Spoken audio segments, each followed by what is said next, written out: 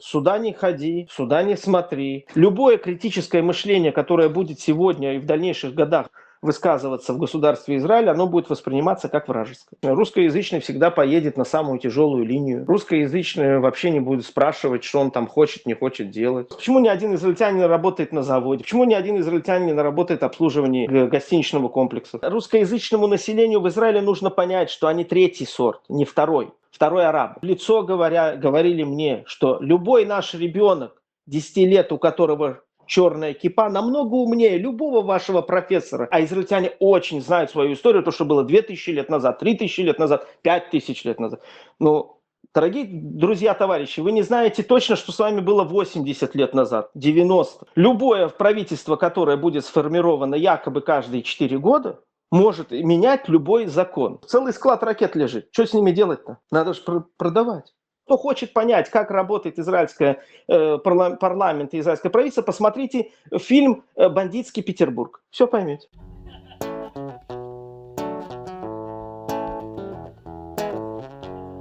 Прежде чем вы начнете смотреть это интервью, давайте сразу проясним один момент. Это видео не для того, чтобы всем понравиться, и не для того, чтобы подтвердить чей-то комфортный взгляд на реальность. Судя по комментариям под анонсом видео, часть людей уже решила все заранее. Не посмотрев ни минуты, они уже знают, кто здесь лузер, кто не прижился, кто сам виноват, и кто не имеет права говорить. Это очень удобно, так можно молчать и никогда не задавать вопросов. Герой этого интервью прожил в Израиле 27 лет. Он не рассказывает теории и не пересказывает чужие посты. Он говорит о том, что сам видел, прожил и заплатил из собственного кармана. Деньгами, нервами и временем. После 7 октября он принял решение, которое многих раздражает больше всего. Уехать из Израиля не в одиночку, а вместе с семьей. Почему это так злит? Потому что это ломает простую формулу. Если у меня получилось, значит система работает. А когда система работает не для всех, разговор становится неудобным. В этом интервью не будет слов «все плохо» или «все прекрасно». Здесь будет разговор о жизни русскоязычных в Израиле без фильтров. Дискриминации, которую признают только тогда, когда она касается лично. Политической системе, которая не обновляется. И о том моменте, когда человек перестает верить, что дальше будет лучше. Вы можете не соглашаться, вы можете раздражаться, вы можете писать, что с вами все отлично. Но если вас задевает сам факт этого интервью, возможно, проблема не в интервью. Досмотрите до конца, а потом пишите все, что думаете. Или можете писать в моменте. Комментарии открыты. Но имейте в виду, за оскорбление в мой адрес, в адрес героя интервью, а также за антисемитские высказывания вас ждет бан без предупреждения. Привет, Евгений. Давай сначала познакомимся, расскажи, кто ты, откуда. Привет, Алексей. Меня зовут Женя, Евгений. Последние почти 8 лет я прожил в Израиле. Родился, до 14 лет прожил в Беларуси, в городе Полоцке. Кто не знает, это Витебская область. В 97 году вместе с родителями репатриировался в Израиль.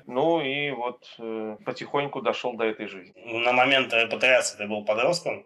Сколько тебе было лет? На момент репатриации мне было 14 лет. Угу. Что ты помнишь с того времени? Как поменялся вообще Израиль? Прежде всего, Израиль воспринял, можно сказать так, двояко, да, с одной стороны, есть моменты, которые были мне очень в диковинку, очень много нового, это совершенно другая страна, совершенно другое, даже не знаю, как это сказать, менталитет на тот момент, на 97-й год, да, это полные полки магазинов, еды, разных новых вкусов, такая вседозволенность, вседопустимость всего, такое все свободное, такое все красивое, зеленое, светлое, голубое небо, яркое солнце, вообще все классно. После Белоруссии?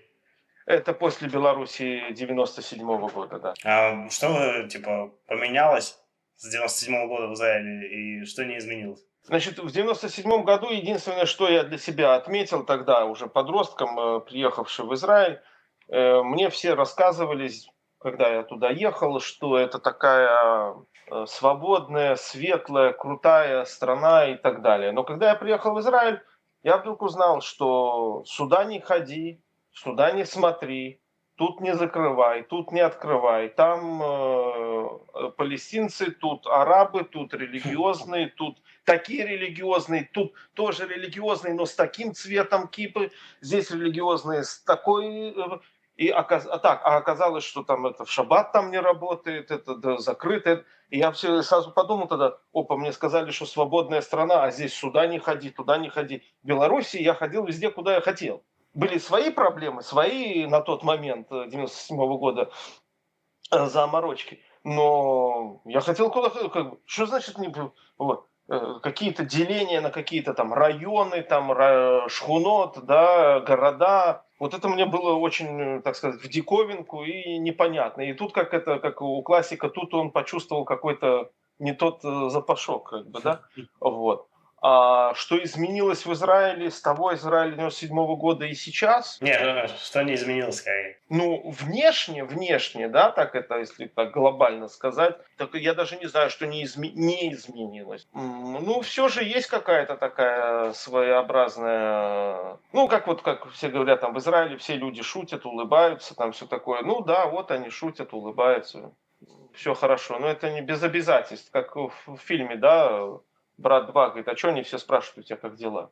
Он говорит, да просто так, а в чем? Ну, просто так, все, кроме денег, да. Ну, понимаешь, в чем дело? Я тебе так скажу. Для меня, к сожалению, в Израиле 97 года и Израиле сегодня изменилось все. Ну, то есть, типа, ты имеешь в виду, что приехал в розовых очках, а потом, типа, они слетели или... Они слетели, и они не просто слетели, они слетели с первым ударом по лицу. Подрался? Нет, так я хочу объяснить, что в прямом смысле этого слова. Нужно понять, что, ребята, 97-й, 98-й год, это приехали подростки, которые еще не совсем стали такие, как сегодня принято сказать, зумеры и прочее. Это все-таки приехали ребята с таких конца 90-х годов. Это когда еще, так сказать, в России и бывшем Советском Союзе было так все немножко жестко. И тут они приехали в совершенно чужую страну, которых совершенно не была готова принять, чтобы там не рассказывали. Сегодня, к сожалению, я слышу, что происходит с молодыми людьми, там, приехавшими 5, 6, 3, 4 года назад, да, с подростками. То, что сегодня называется с таким красивым словом буллинг, да. Ну, нужно было как бы защищаться. Ну, типа, они пытались то же самое, как они жили там, делать то же самое здесь, или что? Нет, ну прежде всего подросток, он не был вообще как бы, ну что такое возраст, это очень сложный, нужно понять, да, это очень сложный возраст, в котором и так вообще в любой стране, там, в любом обществе это сложный возраст, скажем так, от 13 до 18 лет. Ну вот представьте, что эти дети приезжают, родители их не бросаются с головой в изучение языка, поиска работы, зарабатывания этого шекеля или одного, второго. Вот. А ребенка быстренько устраивают в какую-нибудь школу, все, беседер, он уже в школе, все нормально, он ходит, все хорошо, все, давай, бай, я побежал на работу, потому что нужно, значит, зарабатывать. Ну, все прекрасно уже были подростками, знают, что это такое, значит, подросток этот приходит в ту же школу, он знать не знает этого иврита, что от него хотят, не знает. Ходят какие-то такие группки разных местных мальчиков, которые его, соответственно, задевают за то, что он как бы не того цвета кожи, не говорит на иврите и так далее. Вот. Просто я жил в таком городе, в котором такое мало происходило, потому что, опять же, русскоязычная молодежь немножко была, скажем так, организована. В этом были и нехорошие моменты однозначно, конечно же, но это лично мое абсорбирование как подростка прошло более или менее гладко. Говорил, в каком городе просто я пропустил? Я жил в Малядуме. Это Иерусалим, это в сторону Мертвого моря. Ну, скажи, как когда ты почувствовал себя в Израиле как дома, или этого не было? Нет, этого не случилось. В Израиле не почувствовал себя как дома. Не тогда. Тогда так точно. Вот. А потом со временем можно было бы сказать, что-то иногда проскакивали такие моменты, конечно же проскакивали. И если в сторону убрать вот там разные политические и общественные всякие такие, скажем, политическое общественное давление, то да, были моменты, конечно, чувствовал себя как дома. Но, ни разу никто никогда из всех, кто меня знает, опять же, в Израиле не сможет сказать, что я каким-то образом так или иначе когда-то плохо говорил о своей родине, от нее каким-то образом открещивался, говорил, что все, моя там родина, страна, это Израиль и так далее. Я там, не-не-не, такого никогда не было, и никто мне это никогда, так сказать, не припишет. То есть я был, жил, да, все, соответственно, со всеми вытекающими последствиями, но, так сказать, родину свою и прочее я не забывал. Даже больше тебе скажу, вот ты говоришь подросток, да, момент, вот у меня был такой момент уже в старших классах, это 12-11 класс, мы там пару подростков таких, да, как бы уже не первый год вроде как в стране, и мы столкнулись с такими моментами, которыми как бы мы были вынуждены как бы для себя, лично я для себя заметил такую вещь, что это явно что-то здесь не в порядке. То есть вот эти розовые очки начали, я так сказал, там с ударом по лицу, да, они начали потихоньку сползать. Ну ты объясни, в чем момент? Я еще раз родом из Белоруссии. В 11 или 12 классе был урок, там, ты знаешь, Багрут, да, значит, аттестат зрелости, и в том числе урок истории. И вот у нас был такой один преподаватель.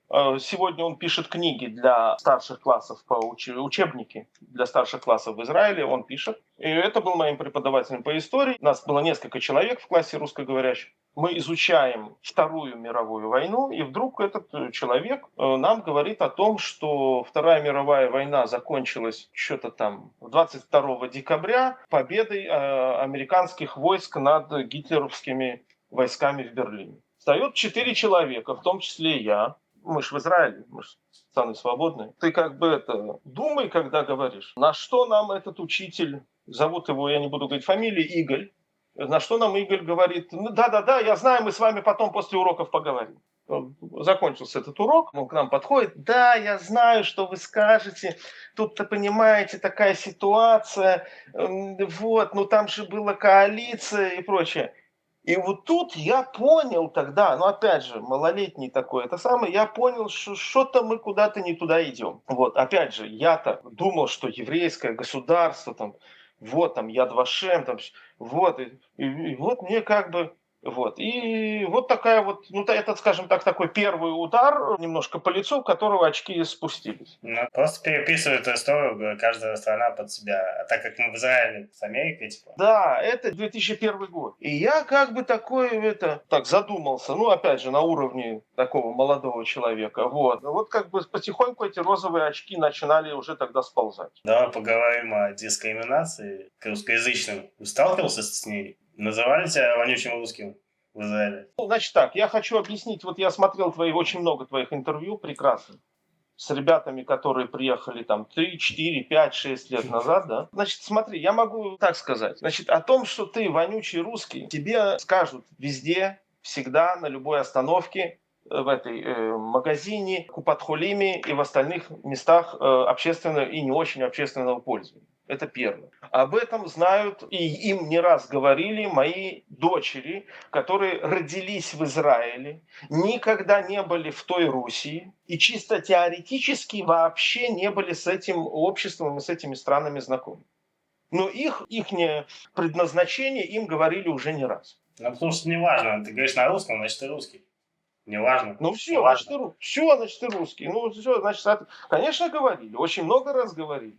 И говорили это не один и не два, и это нужно, чтобы это, понимаешь, это нужно понять. Вот ребята, которые тебе давали интервью, они очень классные, все здорово. Господи, насколько наивные. Это просто, так классно. Но ребята, вас туда привезли, вас туда пустили, внимание, пустили для определенных целей. Для каких? Эти цели были прописаны с 1988 года. В Израиле находится в очень серьезном критическом положении. Как у Высоцкого. Врачей нет, инженеров нет, технического персонала нет. Это 87-88 год. Собирается группа. Сахлута Иудит на тот момент. Это вообще организация, которая существует просто на подачках, просто на каких-то там, кто-то сделал какую-то трума. Пожертвования кто-то сдал, вот Сахнут Иудит существовал. В 1988 году Сахнут Иудит взяли, пригласили быстренько в определенные кабинеты района Кнессета и в Иерусалиме и объяснили, что, ребята, вы сегодня получаете, они в тот момент получили бюджет, сравнимый на тот момент оборонного бюджета Израиля. В один момент они это получили. Курировать вас и прикрывать будет, как в твоем интервью уже парень говорил, и Яша Казаков, Яков Кен. Это организация «Натив». Все, ваша задача, только не дай бог, чтобы они никуда с развала, Советский Союз разваливается, чтобы, не дай бог, они никуда не уехали, ни в Америку, ни в Германию, ни в Австралию. Потому что в этих странах тоже существовали системы принятия еврейского населения, системы репатриантов и так далее. В Германии до сих пор существует. Конечно, существует, и в Австралии я знаю, что существует. Ну, хотя там это все поменялось. Дело не в этом. Мы с тобой говорим про 88 год. Вот и все. Поэтому вас сюда пригласили для определенных вещей. И вы подняли государство Израиль, именно русскоязычные люди, образованные в Советском Союзе на бесплатном основе, на бесплатном образовании. Вы подняли всю технологическую часть государства Израиль. И врачи, и технологи, и инженера, и так далее, и тому подобное. Я лично знал людей, которых не брали на работу в 90-91 году. Говорили, он приходил, говорил, я там врач, там в каких-то разработках участвовал. Его не брали на работу, потому что тогда существовала в Израиле первая, вторая степень, и там еще что-то. Они говорят, мы можем тебя взять только с первой степенью. Ну, блин, у тебя вторая, мы тебе не можем такие деньги платить. Его не брали на работу. Сильно умный, сильно образованный. Людей не брали на работу, потому что у него вторая степень и доктораты там разные написаны. А им нужна была первая. Ну, что за бред? А они были готовы платить только за первую. Ну, какой был выбор? Никакой. Человек дальше продолжал работать в Махсане, куриц складывал. А человек физик-ядерщик. Его 5 лет искали. В один прекрасный день к нему пришли на работу, забрали его с собой, что мы тебя пропустили просто. Физфаснул хайфушу. Там где-то ты проскользнул там у нас. Этот человек там за эту голову многие государства много денег бы отдали, а он у вас курицы складывает в Махсане. Поэтому называли ли вонючим русским? Да, конечно, это нормально. Двора, улицы, магазина, школы, там вот это все, это да, это было нормально. Это было обидно или не обидно? Конечно, обидно. Конечно, обидно, но по-разному реакции происходили после вот этого слова «обидно». Короче говоря, было. Но еще раз, я хочу подчеркнуть, что это было на, так сказать, на земле, на уровне, так сказать, домашнего пользования. Вот вопрос, на хорошие места не берут русскоязычных, без связи. Соответственно, откуда связи возьмутся, если человек только приехал? Так никогда не возьмут. Когда ты понял этот момент? На 3-й день после освобождения из армии.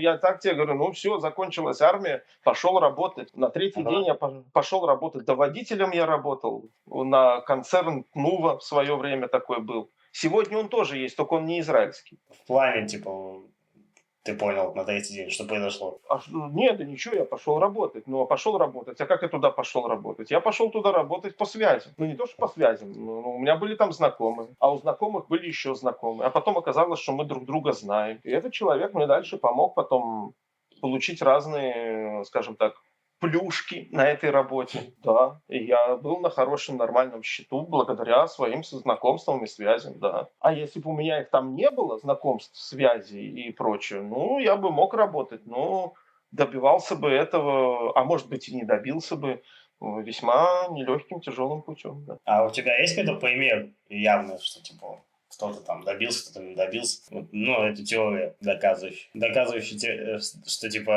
действительно это так. Значит так, я скажу тебе честно, нет, я конкретно таких случаев не могу сказать.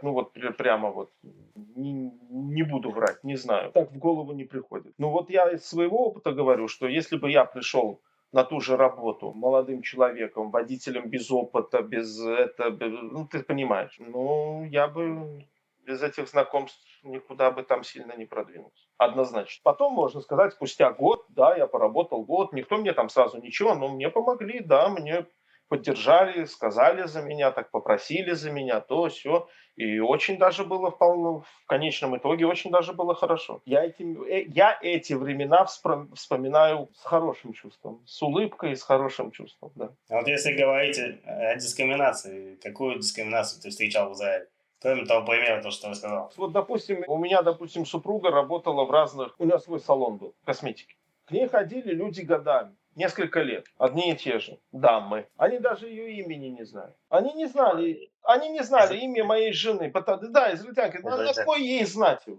Вот, это первое. Второе, что дискриминация здесь в любой самое. Я потом в конечном итоге последние 3 года жизни в Израиле я работал водителем автобуса. Вот у тебя парень выступал там про водителя автобуса, про грузовики и так далее. Это когда было? После армии или когда? Да. Не, я работал водителем автобуса последние 3 года с коронавирусом. Я вот этот вот вопрос дискриминации по поводу русскоязычного. Русскоязычный всегда поедет на самую тяжелую линию. Русскоязычный вообще не будет спрашивать, что он там хочет, не хочет делать. Русскоязычный на той же Тнуве тогда, когда я работал, 2004-2005 год. То же самое. Мне насылали специально самую тяжелую линию со всеми делами вытекающими по работе, я имею в виду. Ну что, для чего? Для того, чтобы он не справился. Для того, чтобы потом прийти и сказать начальству, ну вот, видишь, он не справился, все, будь здоров.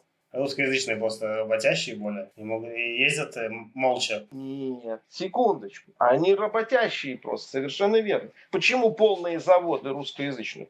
Ну, потому что можно их нагружать, и они будут молчать. Правильно, они будут домолчать дальше и будут работать. В свое время завод Сода Клаб, который сейчас находится где-то там под Бершевой. Сода Клаб был в Мишора-Думиме, на территориях за зеленой чертой. Туда привозили людей на автобусах из Ашдода и Ашкелона. Ты представляешь это? К смене, которая в 7 утра начиналась. Они в 4 утра выходили из дома, чтобы приехать в Ашдод. На развозка была, их привозили. Их автобусами, автобусы заезжали целыми, я не знаю там сколько там, 7-8 автобусов приезжало. Привозили с центра страны, чтобы работали на Сода Клаб. Сегодня Сода Крем, Стрим там, чтобы они работали в Мишора-Думиме.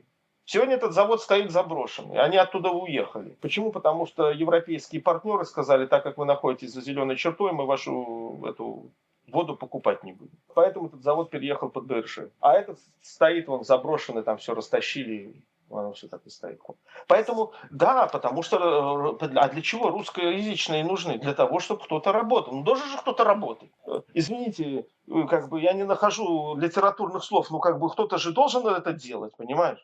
Ну, не пойдет же местный. Ну, как он, что он пойдет? Ну, это же ненормально, что ли? Да, соответственно, если он пришел работать, конечно же, он там, вот я слышал, там ребята, которые идут там в гостинице работать и прочие тиктокеры, они там снимают, как он работает в гостинице. Слушай, ну, в натуре ты кому это рассказываешь? А почему? Задайте вопрос, почему ни один израильтянин работает на заводе? Почему ни один израильтянин не работает на Никайонах? Почему ни один израильтянин не работает в обслуживании гостиничного комплекса? Не платят, потому что... Правильно. Так мало того, что не платят, это тяжелая работа. Если бы платили, они бы, наверное, пошли работать. Ты знаешь, я тебе скажу такую вещь. В Иерусалиме был завод Тева, всемирный концерн.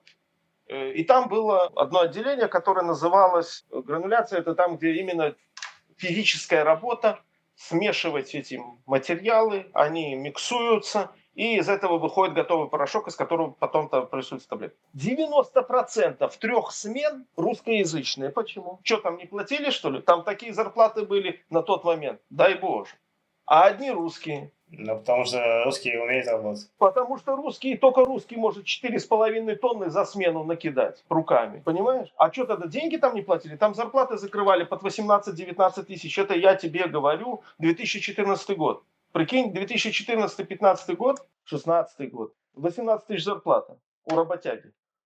Со всеми социальными делами. И подвозят, и кормят, и отвозят, и катают, и прочее. А одни русские работали. Что, маленькая зарплата? Нифига себе зарплата на тот момент. Ну, правда, этот завод тоже закрыли уже, все нормально. Его перевезли в Шом. Да, но в Шом работает всего лишь там 200-300 человек. А тут работало почти 2000. Я тебе объясню, почему его закрыли. Потому что этот завод построили, вложили очень много миллиардов долларов. И договорились с муниципалитетом Иерусалима, что мы тут лет 10 постоим, и Арнону, муниципальный налог, платить не будем. Время пришло, давайте налог. Ребята посчитали, что производить тот же акамол в Чехии, в Индии, в Югославии стоит $1.30, а в Иерусалиме $8.50. И быстренько убрали производство этого акамола там, в Чехию, в Индию, в Югославию.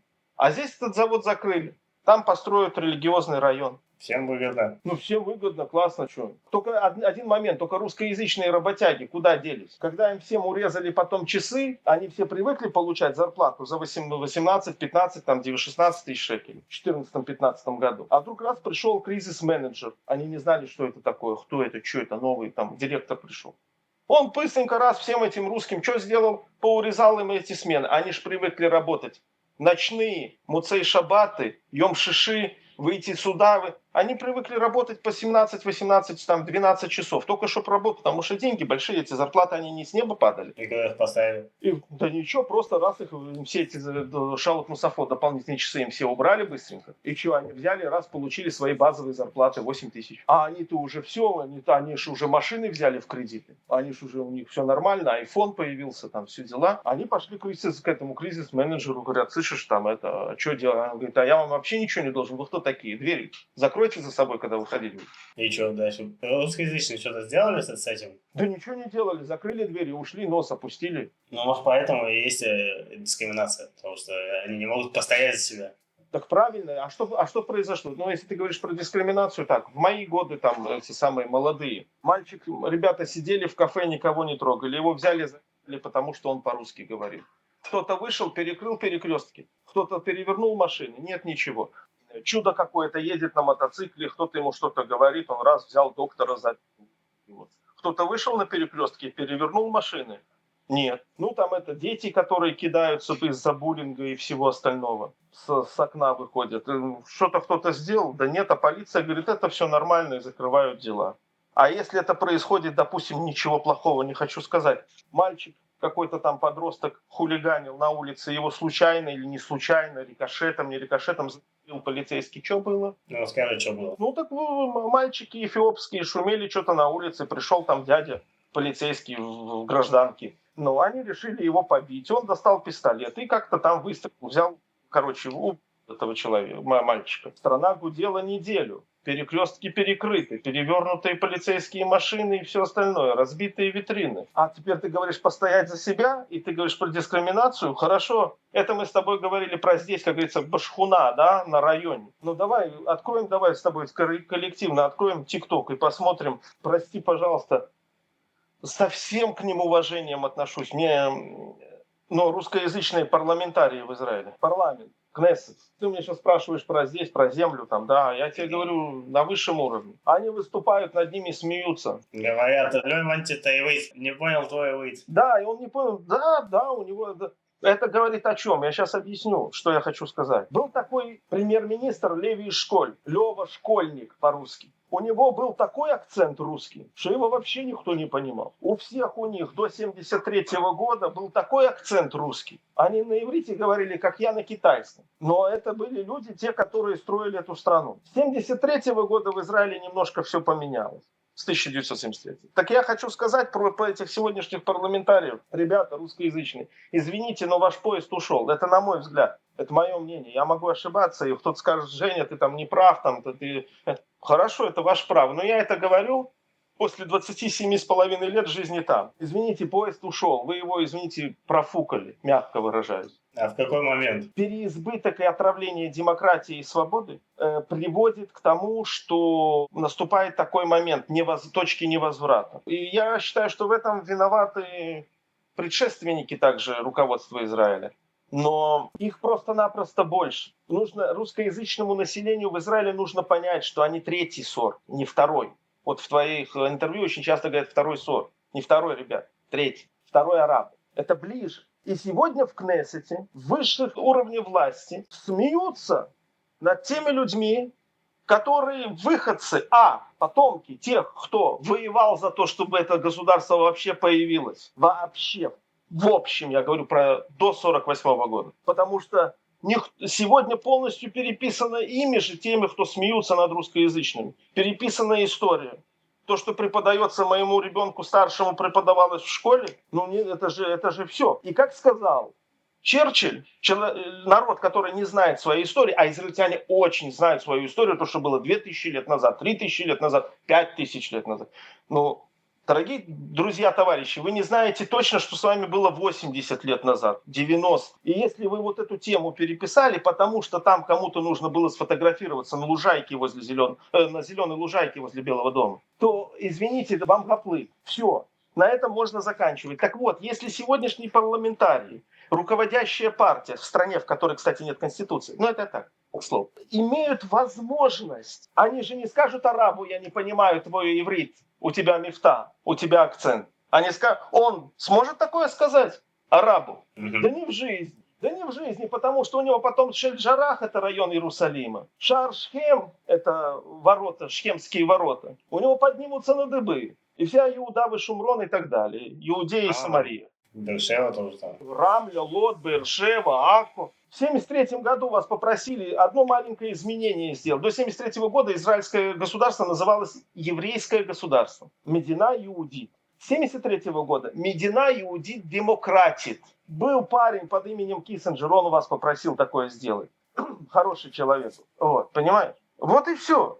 А вот здесь все проблема. А я вижу, как и Женя Сова, там, я не важно, меня вообще не интересует, что они там продвигают, какие законы, там вот люди там пишут там против Либермана, за Либерман. Господи, товарищи, они не знают, как вас зовут, ты это понимаешь? Они не знают, они там Марина, я забыл, как ее зовут, такая девушка милая с хвостиком, не знаю, не помню фамилию. Она выходит, говорит про какое-то здание, что-то там эти религиозные заняли, не заняли. Господи, вы знаете вообще законы, вообще, которые у вас происходят? Вы знаете, что в каждом по закону сегодня в Израиле, можете проверить меня, в каждой муаце, в каждом муниципалитете, в каждом региональном этом самом центре должен существовать муаца дати, религиозный муниципальный центр. И 10%-15% от вашей арноны уходит в эту муацу дати. Все. Вы их содержите, вы их платите. Вы какие-то законы, там что-то, кто-то там. В каждом УАЦ есть человек, которому поднимают трубочку, говорят. Я о чем хочу сказать, что ты говоришь про дискриминацию. Я вот последние 3 года, которые водил автобус, они мне все поставили, все точки над «и» для меня лично. Вот. Я посмотрю, как эта вся тема работает. Господи, товарищи, включая парламентариев. Вы вообще ничего не знаете, что у вас происходит прямо вот под носом, вот тут. Поэтому все, как ты спросил, когда точка невозврата, очень сложно сказать. Ну вот там, допустим, ту же Российскую Федерацию и Беларусь обвиняют в несмене власти, да. Но вот сколько в Израиле живу, Нетаньяху все время у власти. Ну там какие-то другие приходили, там кто-то сел, кто-то вышел, кто-то еще раз сел, кто-то что-то еще сделал, замутили там что-то, кто-то там, вот. Ну, в конечном итоге один паренек все время это делал, все нормально у него, все было ровненько. Нужно посмотреть назад и посмотреть, что происходило, и что это. Вот. И я все это видел, все эти годы, все, что происходило, включая вторую антифаду, потом этот Этнаткут. Интифада это, арабское восстание, вот. Потом все эти отсоединения, а потом опять присоединение и прочее. Просто нужно понять эту вспышку, мягко выражаюсь, литературно, вы проморгали. Это мое мнение, я его не навязываю, но вспышка уже произошла, это все. Теперь, что ты мне скажешь, если что можно изменить? Как это можно изменить? Вот люди, которые приехали, то, что вот эту новую алию 20-х годов называют кофейное латте, там, да, тыквенное латте, да. Ну да, я в натуре жил в Израиле, вообще не знаю, что это такое, это латте. Мне дети сказали. Потому что мне некогда было в Израиле этим заниматься. Ребят, вы приехали в страну, в которой нет конституции. Что это такое? Вы знаете? В демократической стране нет конституции. Что это такое? Это очень просто. Любое правительство, которое будет сформировано якобы каждые 4 года, может менять любой закон. Почему они так зацепились за вот эту... Единственное, что их останавливает от переворота любого закона, это вот эта женщина, которая... юридический советник. Ну и что пацаны хотят, чтобы свой человек был юридическим советником, чтобы он не мешал работать. Всем советую посмотреть, кто хочет понять, как работает израильский парламент и израильское правительство, посмотрите фильм «Бандитский Петербург». Все поймете. Там все то же самое, только имена поменяйте местами. И как работали бригады в бывшем Советском Союзе, когда нанимались другие, которые наезжали на определенный бизнес, и тут появлялись другие, которые защищали и говорили: все, мы тебя защитим, ты с нами, только за нас голосуй. Закон не работает. Ты знаешь, моя дочка старшая столкнулась с определенной дискриминацией, что она русскоязычная, родилась у русскоязычных родителей. Психолог школьный, классный руководитель, муть какая-то. Мы уже знали наши действия, которые мы собираемся предпринять там разные. И спустя 2 недели, что ребенок не ходил в школу, классный руководитель звонит мне с таким наездом, что если она не будет ходить в школу, мы будем вынуждены обратиться в социальные службы. Я говорю: да нормально. Я говорю: можешь обращаться, это твоя работа. А у меня есть флешка. Она же Остап Бендера не читала. Эту флешку со всей информацией про всю вашу школу и про тебя и все остальное передавать вообще в СМИ сейчас или потом? А сначала в полицию. У меня не было никакой флешки, вообще ничего не было. И что она сказала? Ну все, разговор сразу поменялся, риторика сразу поменялась. Я говорю: ты можешь подавать, иди в соцсети, социальные все службы, иди говори. Говорю: только я эту флешку передаю дальше. И чем закончилось? Да ничем не закончилось. Мы поменяли школу, потом мы уехали. Ну, дело не в этом, понимаешь? Я считаю, что нет никаких прав. Общаться с кем-то, пытаться что-то добиться. Да, в Израиле есть определенные хорошие вещи, конечно же. Вот. Но просто последние годы, особенно после коронавируса, это дискриминация не то чтобы на уровне, еще раз, шхуны района, дискриминация на уровне правительства, на уровне страны. Русскоязычным? Конечно, конечно. Однозначно. И это, еще раз, как на иврите, да, дагмас рех миарош, да, рыба гниет с головы. Но это сверху. Даже заметьте последние, пожалуйста, друзья, товарищи, последние поздравления с Новым годом, с 2006 годом, 2026 годом. Было последнее поздравление от Биби Нетаньяху 9 лет назад. Совершенно верно. Я тоже искал. Может, поздравляю там. А возвращаюсь к фильму «Брат 2», когда он говорит: просрал Горбачев твою родину, чтобы тусоваться красиво. Так наша родина, все, ребята, продал он вашу родину, чтобы тусоваться красиво. Да не он вообще. Есть пацаны серьезнее, которых не слышно, не видно. Это все понятно. Нормальная схема. Работает все олигархическая ступень власти. Есть определенные люди, которые являются картинкой, исполнителями внешним. А есть люди, которые являются теневыми и являются финансированием. Я всегда спрашиваю израильтян: скажи мне, пожалуйста. Один говорит мне: я смотрю 14 канал. Другой говорит: я смотрю 12. 14 это плохие. Третий мне говорит: 13. 12, 11, 9, дай им Бог здоровья. Ребята, кто им зарплату платит? Всем. Вы в Израиле живете, вы знаете, как вы любите работать на хозяина. Если вы будете плохо работать или делать то, что не это, хозяин вам не даст зарплаты или выгонит. То есть, по-твоему, нету независимых СМИ? Каким макаром?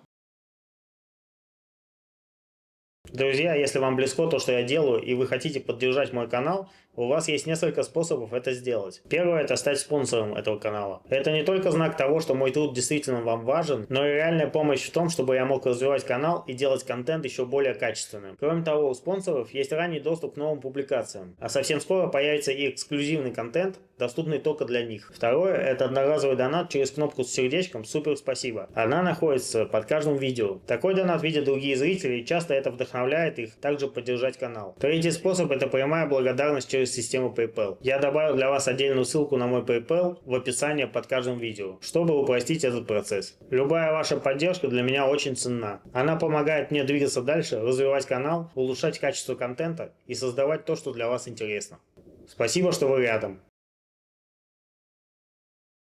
Перейдем к следующей теме. Давай про войну сразу.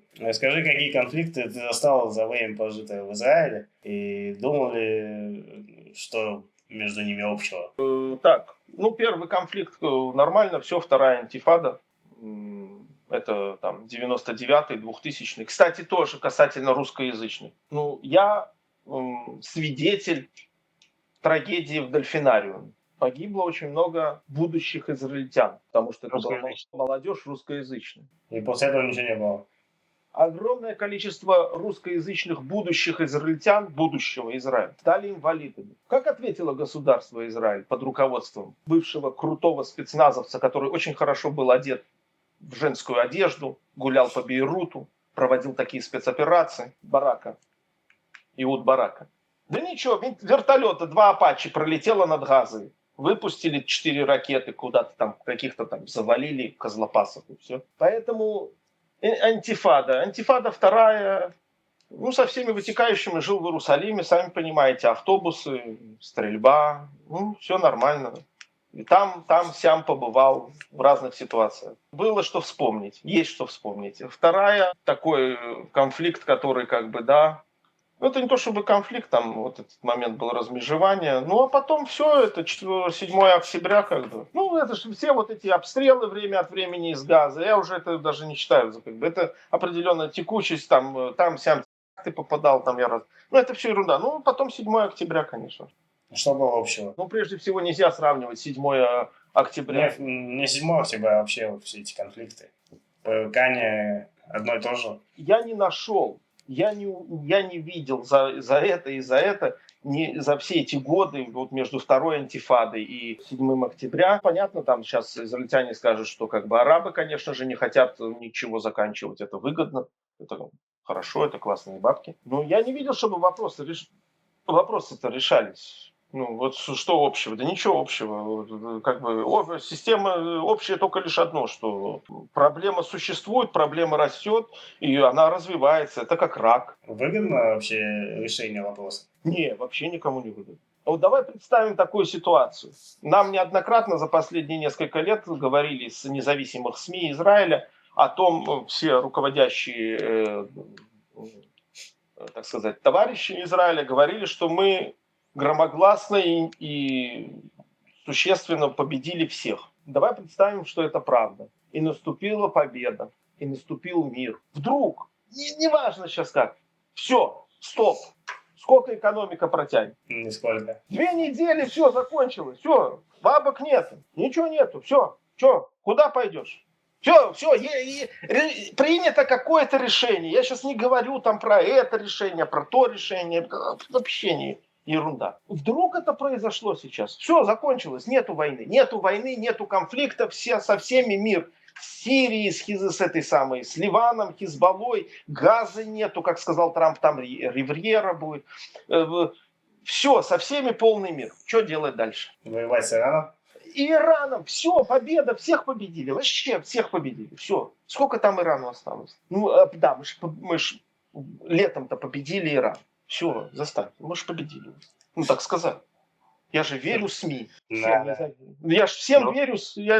Но я тебе серьезно говорю, из опыта жизни там. Если вдруг завтра все конфликты, все вопросы Ирана, всех решились и закрылись, я не представляю. Нужно кушать, нужно одеваться, нужно где-то работать. Вы где работать-то будете? Ну, я имел в виду, выгоден ли правительство? Нет, конечно. Проблема, тогда большая проблема. Тогда их идеологии тогда, они исчезают. Идеология войны. Если вдруг наступает какое-то решение, ну все, что тогда делать-то? Конечно, невыгодно. Бабки больше Вашингтон не дает. Ракеты эти производить не надо. Это производить. И самое главное, что все милуимники вернутся домой. А им же надо работать где-то. У них уже эти задолженности выросли, как мама не горюет. Все, ну что делать-то? Что тогда делать-то? Как это? Что работает? Ничего нету. Те предприятия, которые были там 20-30 лет назад, их нет давно, они закрылись все. 68 заводов ТЭВы было по всему миру в 2014-2015 году. И только в Израиле было 8. Закрыли все, осталось в Шоуме, ты правильно говоришь. Как? Это, когда-то говорили, какие кибуцы в Израиле, сельхозхозяйство, приезжали там, смотрели со всего мира, изучали. Сегодня фермеры Израиля выходят, перекрывают дороги. Почему? Потому что американское молоко с сыром будут завозить беспошлино. Потому что американцам нужно куда-то продавать. А израильтяне что? А израильтяне что? Коров пустят под нож, это закроют. А кто израильтян будет работать в этом кибуце? Таиландцы? Ну, сколько ты таиландцев? Их тоже нужно платить. Что такое таиландцы, когда израильтяне говорят, что таиландцы, там, вот мы привезем таиландцев, индусов. Вы знаете, сколько стоит такой рабочий тому же каблану, тому же предпринимателю? В день. Очень много. Строитель, китаец. Больше, чем обычно? Конечно, в 4 раза. 1200 шекелей в своем, вот полгода назад, когда я уезжал, стоит рабочий китаец на строительство. Юмит, день работы китайца 1200-1500 стоит. Так, а смысл когда, какой в чем, если он дороже, чем местные? А местных нету, были палестинцы. Палестинцы работали за 500, 600, 700, 400. Палестинцев нет, все, нужно строить кому-то. Так все, привезли китайцев, привезли таиландцев, привезли индусов. Ну и что? Они хозяину выходят 1200 шекелей. Потому что он должен заплатить страховку, жилье, там все налоги, пенсионные ему отчислять. Все полностью. Сколько же он тогда возьмет с вас, с потребителя? Тогда вы, потребители, придете в банк и возьмете. И возьмете кредиты еще больше. А через полгода вы не можете платить этот кредит. Вы придете и закроете первый кредит, закроете вторым кредитом. Поэтому прекращение войны, прекращение конфликта невыгодно. А насчет конфликта, Израиль всегда только защищается и никогда не нападает? Хороший вопрос. Из опыта жизни в Израиле зачастую Израиль делал так, чтобы на него нападали. А потом начинал защищаться. То есть, по-твоему, грязная политика, она везде одинаковая? Потому что нужны кесов. Нужны немножко денег, как говорят в Одессе. Ну ничего личного, это просто бизнес, ребят. Но есть люди определенные, они производят... Знаешь что, у меня был такой знакомый, его папа был один из разработчиков Кипат Барзеля, да, железного купола. Пока папа этот был жив, он не отдавал производство и всю технологию Кипат Барзеля, железного купола, не отдавал американцам. Когда он умер, где производится Кипат Барзель? Соответственно. И вдруг ты приходишь мне и говоришь, что у тебя все хорошо, у тебя теперь все вась-вась, а кому я эти ракеты продам? У меня производство, я вложил деньги. Вы что, с ума сошли? Алло, президент Соединенных Штатов, будущий, неважно какой. Ты что сделал-то это? Мне ракеты, целый склад ракет лежит. Что с ними делать-то? Надо же продавать. Вот и все. Это нормальная политика, just a business, ничего такого. Это же свободная страна. Свободная. А люди как граждане? Да какая разница? Пропаганду включат и все, да? Конечно, включит, у нас есть 13, 14, 15, 12, 9, дай им бог здоровья, канал. Ну и все. Да какая Скажи. разница? Что значит, извини, пожалуйста, Израиль никогда не нападал? Израиль нападал тогда, когда ему была угроза. 67-й год. Кто-нибудь сегодня в Израиле на улицу выйди, спроси, кто был тогда Рошем Мемшалой, премьер-министром в 67 году? Кто-нибудь знает? Нет. Кто был главным министром обороны в 67 году? На улицу выйди, спроси. Кто-нибудь знает? Не знает. А в 73 году, когда кто был премьер-министром и оставила свой пост и ушла в трехкомнатную квартиру, без охраны, без пенсии, без ничего. Да, тогда тоже напали. Израиль напал тогда? Да, реально напали. Но она пришла и сказала, я виновата, потому что я была сильно в себе уверена. И как она себя называла, я единственный мужик в правительстве с яйцами. Я виновата, она сказала. Да, тогда напали. Да, тогда напали. Израиль защищался. Это был единственный случай? Нет. В том же 67 году Израиль напал, потому что Израиль довел до того, оказался в такой ситуации, он оказался в блокаде. Скажи, где ты был 7 октября? Что там увидел такого, что уже не отпускает? Ну, смотри, значит, как я сказал, я работал водителем автобуса. Вот, наше желание, да любого человека в Израиле, желание заработать привело к тому, что... Да ничего не привело, просто меня попросили подменить человека, который делал там свою работу. Попросили подменить на четверг, пятницу, субботу, это как раз праздничные дни. Ну, русский же согласится, что он бабки хочет, он согласится, будет работать. Ну, и русский согласился. И праздничные дни согласился, все нормально. И нужно было там, вот в этот вот район, скажем так, округ сектора Газы, да, подвести группу товарищей. Вот. Ну, и оказался я там утром в районе, ну как утром, не утром, вру, ну где-то в районе 11:30 дня в ту субботу. Я оказался там с автобусом, полный, так сказать, своих пассажиров. Ну, соответственно, все остальное, лишь все мои предположения. Ты знаешь, у меня 4 или 3 октября состоялся разговор один с одним товарищем. И я примерно, поездив по Израилю на автобусе, обслуживая также армию обороны Израиля. Ну, знаешь, как эти, визы свое, армейские визы. Мы обслуживали очень много. Вот. И я поездил, грубо говоря, от Ливана, да, от Ливана до Элата я это все проездил и знаю там и базы, где находятся, и названия, и так далее. Вот. И у меня 4 или 3 октября был разговор, как раз вот эти праздники были с одним человеком, израильтянином, и я ему сказал, говорю, слушай, говорю, ты... Ну, я примерно обрисовал ситуацию, которая может произойти, только я сказал, что это произойдет со стороны Ливана. Это произошло из Газа. Да, я дословно. Откуда ты знал? Ну, это как бы коню понятно, извините, было. Ну, то есть, ну, если бы я был той стороной, я бы так сделал. Они сделали все то же самое, что я сказал, только я сказал, что это будет с Ливана. А это произошло от Эфаза в округе Азии. Ну, вот и все. Я просто с Газой никогда не работал. Я вот север, там вот это Иорданская долина, вот это я ездил. 90 это раз. Вот. А просто я так это посмотрел, как что происходит, как к чему относимся, как мы на что смотрим, какова политика, каково движение, опять же. Я никого, не дай бог, не обвиняю. То, что ребята военные, которые там свои жизни положили и старались и делали, конечно. Но их просто подставили, просто-напросто подставили. Вот и все. Ну, скажи, где это было 7 октября? Я 7 октября в 11:30 где-то, после 11, оказался на дороге полным со своими пассажирами, скажем так, на дороге 323. Ну, это дорога, которая огибает то, что называется ОТ-фаза. Всю вот эту вот вокруг Газы. В обед? В 11:30 я туда заехал. Это я заехал с 3-й трассы на Ашкелон, повернул на Штайм-Шалоштайм, да. И что ты там увидел? Да ничего не увидел. Ты американские фильмы смотрел когда-нибудь, когда вот это все Апокалипсис. апокалипсис такой, да. Ну все. Ну и пошло дело как бы.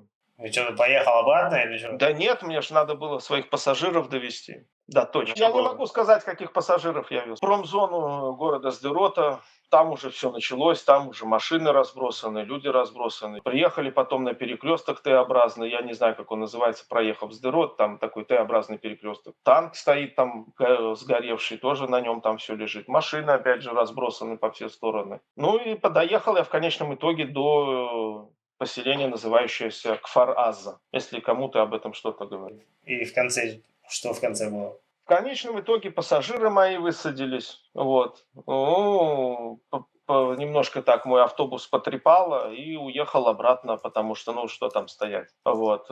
Приехал обратно на перекресток 3-й трассы и вот этой 232-й. Вот. Там уже стояла полиция в количестве 2 человек. Телеканал Аль-Джазира снимает. Ну и все. И больше никого. И что, какие-то свои ощущения? Да все, кинули, нормально, что. Они, те, которые стояли со мной, они же даже не знали, что там происходит. Я потом уже узнал, когда вот через 2 дня домой добрался, что на этой трассе, где я ездил в этот момент, там пацаны на мотоциклах ездили как у себя дома. Как они мой автобус пропустили, я вообще не... Ну, то есть ты тогда ничего не понял, да? Не понял, что происходит? Нет, я понял, что произошло. Мы уже знали, что произошло, уже когда въехали. Ну, когда слышишь это, руки, ноги, там, это ж понятно. И там при въезде к Фаразу там бой шел, как бы конкретно. Ну, так я уже понял, что произошло. Но как нормальный израильтянин, что думаю? Что все под контролем, ну произошло пигу, да, вот это все это. Но мне в голову не могло прийти, чтобы обратно, когда я ехал и туда ехал, они там шныряли еще 3 суток. И над головой у меня эти самые, ну, ракеты летели в сторону Ашкелона, туда, на Ашдот, это нормально. Это они как бы надо мной. Но это раньше я все это тоже проходил. Мне в голову не могло это прийти. А потом я потихоньку начал понимать. Потом приехали другие автобусы, тоже туда начали подъезжать с пассажирами. Прогнали Аль-Джазиру, которая все это сфотографировала. Ну, свободная же страна. Вот. Ну и все. А потом самый прикол, что когда я поехал уже домой, да, казалось бы, ну уже все известно, что произошло. Я выехал в сторону Иерусалима, стояла КПП, полиция, проверяют машины. Меня даже не остановили. Мне рукой махнули, я махнул. Ну, они же видят, что ты не арабского У происхождения. меня автобус, 60 человек, у тебя там, что мне, сбоку пистолет приставили и дальше поехали. А может, я их в центр страны сейчас завезу? Голову включите. Мне все, какая разница, арабского я видел или нет. Я рукой махнул и поехал дальше. И самый прикол в том, что я подъехал уже к Иерусалиму. Пробка, это утром было, это на третьи сутки. Пробка в Иерусалим, все хорошо. Все едут в Иерусалим, все беседер, все нормально. Ничего не случилось вообще. Пробка, все спешат на работу. Вообще ноль. После этого я заезжал на армейские базы. В очень определенного рода базы. И мой ни автобус никто не проверил. Ни туда дзут мой никто не проверил. В автобус никто не зашел. Типа, следующий вопрос был про то, насколько безопасно в Израиле, и насколько государство нас защищает. Государство отдельно, граждане отдельно. Когда-то, когда я приехал в Израиль, про то, что я тебе рассказывал, муж побил жену, выкинул ее там со 2-го этажа по лестнице. Про это писали 2 недели газет. В Израиле? Да, в Израиле там, домашний конфликт какой-то даже, может, так, нехороший, как бы, да. 2 недели про это. Сегодня в израильские новости. В Тель-Авиве, в Хайфе, в центре, не в центре, в 2 часа дня, в 3 часа дня, на Батьяме, где угодно. Может кто-нибудь пострелять кого-нибудь. Гранатка взорвалась. Разборка какая-то. Не надо мне рассказывать про арабов, про Иран, там, про Газу. У вас здесь, в центре страны, что происходит? Здесь человек по улице идет, в Хайфу приехал в торговом центре, я стою с автобусом, подъезжают два паренька на мотоцикле, раз стволы достали, изрешетили, еще 2 и уехали. Люди продолжают, складывают супер в магазину, смотрят, а что случилось? Да нормально все, что-то случилось, что-то все. Я сижу в автобусе, смотрю на вот это вот все, вот это на моих глазах, слышишь? Вот где безопасность. Не надо мне рассказывать там про Газу и про все остальное. Там героически то, что происходит, делают, то, что делают, так сказать, солдаты армии обороны Израиля. Но только 7 октября, извините, мне не надо вот эти комиссии, там кто будет создавать, кто их не будет создавать. Это очень смешно выглядит, друзья мои. Это очень смешно выглядит. Вы потратили 4 миллиарда долларов моих денег, моих налогов, чтобы построить стену какую-то, которую оказалось, что можно просто трактором снести. Как ты считаешь, этот сбой в правительстве, в армии, что произошло? Попросили, конечно же. Нет, это явно. Что значит сбой? Это все дело, такие вещи сами по себе не происходят. Ты вспомни, пожалуйста, ту ситуацию, которая была в стране 4-5 октября. Типа... Ситуация была какая? Ситуация была на грани такая израильского Майдана. Что нужно сделать для того, чтобы от этого отвлечь? Что надо сделать? У нас, помнишь, если была такая, где манифестации назывались «Коттедж», когда люди вышли, сколько стоит коттедж в Израиле и сколько стоит этот же коттедж в Нью-Йорке. Как оказалось, коттедж, который производится в Израиле, стоит 4 шекеля, а в Нью-Йорке 2. Чем закончится? Ты ж помнишь, это вышли люди там с палатками, стояли в центре. И что тогда? Там все, раз, эфиопчика убили, все про это забыли, про эти палатки забыли, все, давай вот здесь эфиопами заниматься. Все. А здесь нужно было, здесь, ситуация такая, уже все, уже подходило, виллы уже были. Поэтому я считаю, что здесь просто-напросто, может быть, это вышло из-под контроля, конечно же. Это, конечно же, тоже вышло из-под контроля. Но полное отсутствие связи, полное отсутствие военных, полное отсутствие, когда на Иуда и Шумрон было перекинуто там 1,5 тысячи человек, чтобы охраняли определенных министров сегодняшнего правительства, а границу с так потенциальным врагом вы оставили пустыми. Девочки, у которых там даже этих самых автоматов нет. Где, когда было такое, чтобы по израильской базе бегали хамасовцы, вообще не знали, что делать вообще. Они по танкам прыгают, по всему прыгают. И что, где вы? А навстречу, когда я ехал на автобусе, мне навстречу должна была двигаться вся сила и мощь израильской армии. Где она была? Я их 2 суток никого не видел. Я никого не обвиняю. И там были героические люди, которые героически поступали. Хотя и также многие из них русскоязычные, над именами которыми также продолжают прикалываться в ТикТок после этого. И что?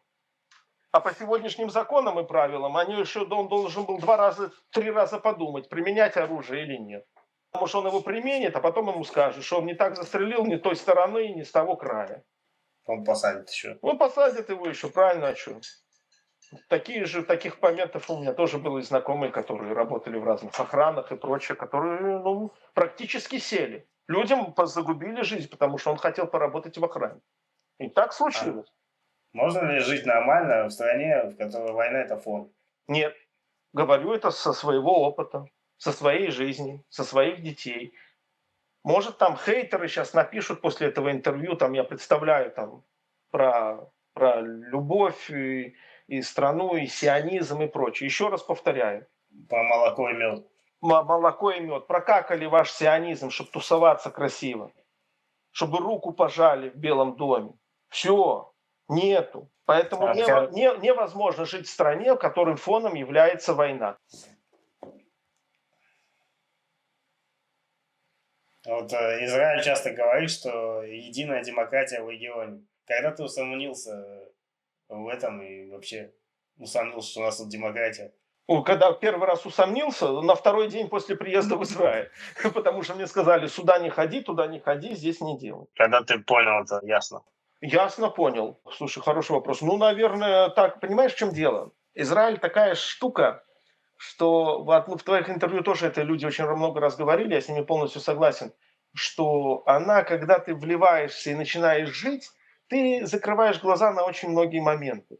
Ты закрываешь глаза на разные несправедливости, дискриминации, которые ты говоришь, да? Потому что у тебя задача, ты хочешь там заработать, ты хочешь выплатить эту машканту, ты не задумываешься об этом. У тебя минус есть, ты берешь этот кредит, покрываешь кредит минусом, минус опять вырастает, ты берешь третий, четвертый кредит, ты же вот еще чуть-чуть, и ты все, и ты не думаешь ни о демократии, ни о присутствии дискриминации, ни о своих правах, ни о чем. Твоя задача это, ты как вол. Поработал, поспал, поел. Так Ты в вот, системе просто, да, находишься в системе. да, ты в системе, у тебя нет времени ни на политику, ни на идеологию, ни на какую-то вообще. Поэтому я признаюсь честно, года 3-4 назад я понял, что нету демократии. До этого я даже этим не занимался. Не замечал, просто не обращал внимания. Потому что как баран на новые ворота, то есть пер вперед.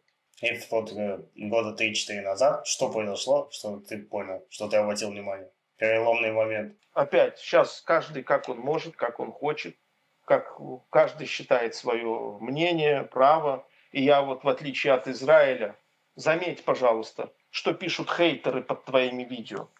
Это вы, ребята, называете демократией? Просто человек высказывает свое мнение, а вы на него потом 2 ведра говна выливаете. Это что? Это русские. Да, русские, да. Мои Да? видео, они также переведены на иврит, субтитры. Мгм. И иногда их смотрят и местные. И они Хорошо. пишут, что они согласны. Знаю, потому что израильтянин, ивритоговорящий израильтянин, у него больше диапазон. Знаешь, лошадка, у которой закрыли это, у него чуть-чуть, есть, которые нет, это нормально. А есть, которые немножко диапазон шире. Так вот, по поводу демократии. В 22 году, когда совершенно не связанные с Израилем и далеко от Израиля события произошли, я увидел, уже работая водителем автобуса, я увидел те моменты, как Израиль, еврейское, сионистское, еврейское, демократическое государство, так оно называется, так мне сказали. Все 14, 13, 12 каналы, так мне сказали. Отреагировало на события, те, которые находились очень далеко от Израиля. И в Израиле люди даже близко не знают, о чем вообще идет речь. Это событие между Россией и Украиной. И я схватился за голову. Я понял все. Как они отреагируют? Я никого не поддерживаю, и я ни на чьей стороне. Но есть одно но. Я как еврей наполовину и наполовину русский, родившийся в Белоруссии, никак не не мог себе представить, что государство еврейское, сионистское государство Израиль сможет поддерживать последователей Бандеры, Шухевича, Петлюры и прочее. И если бы создатели этого государства вдруг в своей жизни увидели бы, что творится на улицах городов, сел, машин и прочее государство Израиль в плане этих надписей, кричалок и всего остального, я думаю, что они бы в гробу перевернулись. Вот. Поэтому, и когда я увидел, что как это все, я начал задумываться вообще, а где я живу, а что происходит?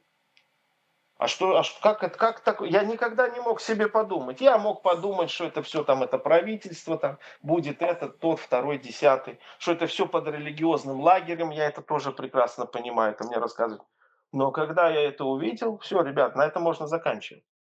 На этом можно заканчивать. Все. А что было конкретно? Что-то... Когда я понимаю, выходцев из Украины, они очень сильно переживали за свою страну. Ребята, если вы себя считаете евреями, как вы это можете поддерживать? Мне все равно, что там происходит. Я говорю про то, еще раз, когда у меня знакомая работала в одной больнице, большой, крупной больнице в Израиле, и к ней приезжали разные ребята с стиками, с наколками, в еврейском государстве, без рук, без ног, и моя страна, Израиль, их лечила за мои деньги. Эта страна создана людьми, которые выжили в Бабьем Яру. Это страна, которая создана людьми, которые выжили во всех ужасных происшествиях в Белоруссии той же, про которую в Израиле вообще не знают, где это находится. В 22 году в Израиле вообще не понимали, где это Украина, где это Россия, что они хотят, это кто, что. Да пофиг, какая разница, вы кого поддерживаете? Мне не важно там, что делает Россия, вы кого поддерживаете, вы евреи. Украинцы, как они могли не поддерживать Украину? Я понимаю боль. Но когда мне приходит еврей, выходец из Львова, ко мне домой, и говорит, что всю русню нужно вырезать, то есть и меня тоже, что мне с ним делать? Ну, как бы ты же из Беларуси. А не важно. Так он мне сказал, а не важно.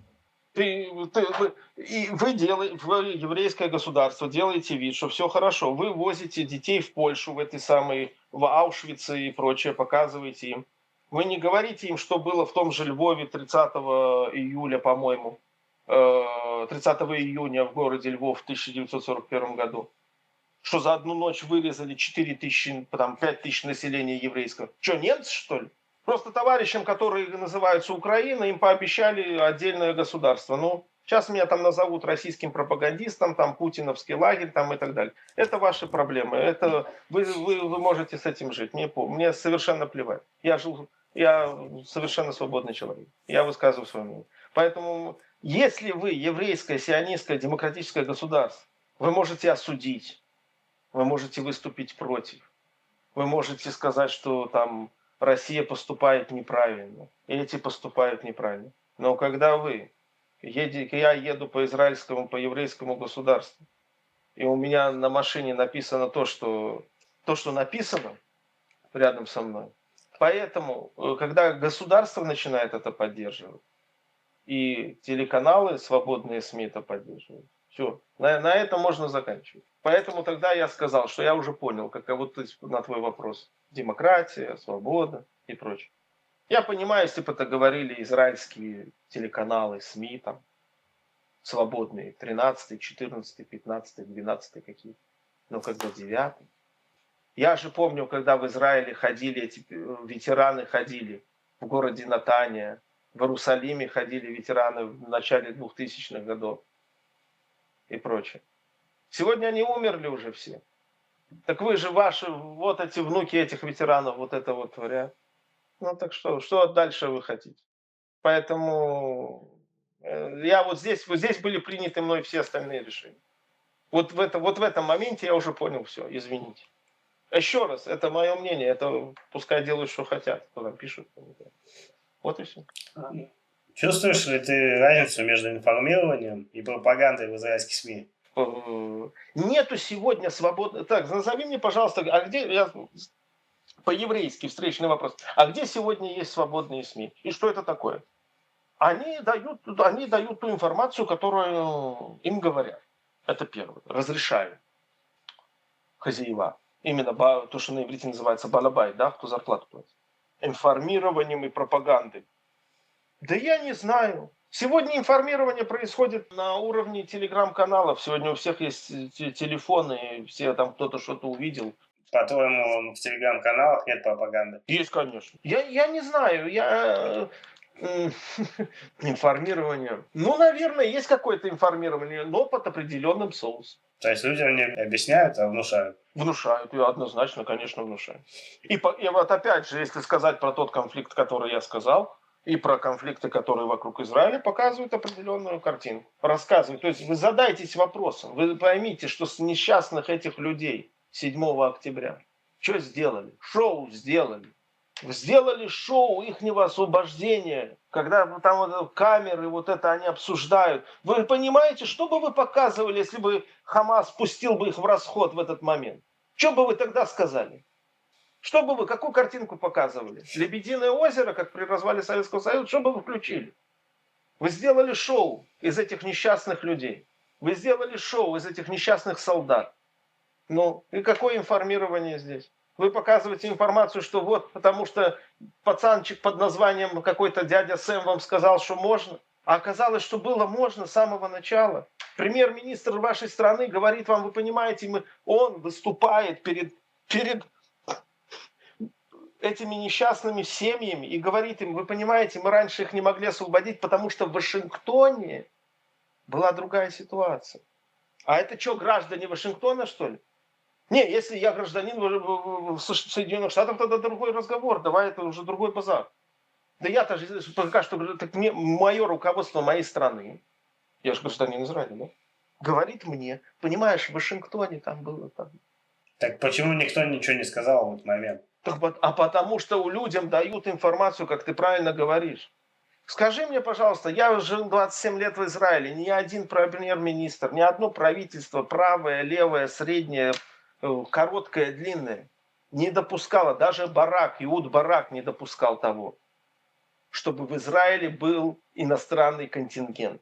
Ни одно правительство за всю историю Израиля, они боролись за это зубами, руками и ногами, чтобы, не дай бог, не было иностранного контингента. А для чего это нужно было? Если у тебя на территории твоей страны будут присутствовать военные иных государств, даже твоих союзников, а что у вас сейчас под Кирьят-Гатом строится? Чья база? Американская? Совершенно верно. А на американской базе кто будет еще? Я тебе сразу говорю. Будут там европейцы, и попомнишь мои слова. Это выгодно кому-то? Вы задумайтесь, израильские СМИ показывают какую фишку, говорят, Биньямину Нетаньяху разрешили побывать на базе в Кирьят-Гате. Что значит разрешили? Стоп, подожди, так я чей гражданин? Как это разрешили? Ну, получается, Израиль это пешка Америки. Ни одно правительство никогда в самых тяжелых ситуациях не допускало того. Я же помню прекрасно, когда Иуд Барак выводил войска из Ливана. Что там творилось? Что творилось на границе Сирии в свое время? Которая состояла, граница Сирии, это была решетка. Вот такая вот сетка рабица. 5 на 5. И все. И колючая проволока. Вся граница Сирии. И там ходили ионовцы. Они очень хотели там побывать, на территории Израиля. Но они были очень сильно ограничены. Сегодня Израиль, к сожалению, позволяет иностранным базам, а иностранные базы, международный контингент, говорит СМИ, которая вроде бы должна информировать. Оно тебя информирует. Международный контингент. А что под этим подразумевается? Ну, что под этим подразумевается? Это у вас будут американцы, французы, немцы, турки. Будут турки, будут. И они будут следить за тем, что мы делаем, или что? Товарищ Кушнер. Кто такой Кушнер? Кто такой Кушнер? А, я забыл, да, он зять президента США. То есть зять президента США, это говорит о том, что он может приехать и контролировать израильских генералов. Итак, генералы все построятся, он приезжает в какой-то рубашечке клетчатой, эти все в разгрузках. Они приехали вовнутрь Газы. А что, так можно было, да? А что так можно было? Они приехали, эти все стоят, израильские генералы стоят и докладывают какому-то Кушнеру, и этому, который квартирами торгует в Нью-Йорке. Кто такой Уитков? Он риэлтор. Он что, политик какой-то? Или кто он такой? Он риэлтор обыкновенный, в Нью-Йорке торговал квартирами. Ну что, он приезжает, и израильские генералы ему докладывают. Поэтому СМИ, я не знаю, какую они роль играют в Израиле. Извини, я не могу тебе на это ответить.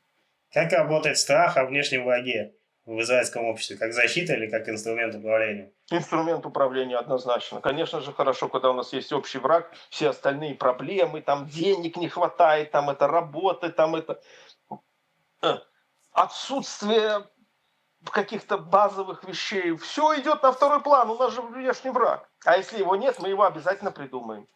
Скажи, ты видел, как люди повторяют одни и те же фразы, больше похожие на методички? Израиль зеркало, полюби Израиль, и он полюбит тебя. Да, да, да, конечно. Я не то, что видел, и мне это говорили, я понимаю, я этих людей искренне понимаю. Откуда это все пришло? Ну, есть определенные институты, которые этим занимаются. Это люди грамотные, этим занимаются, не дураки.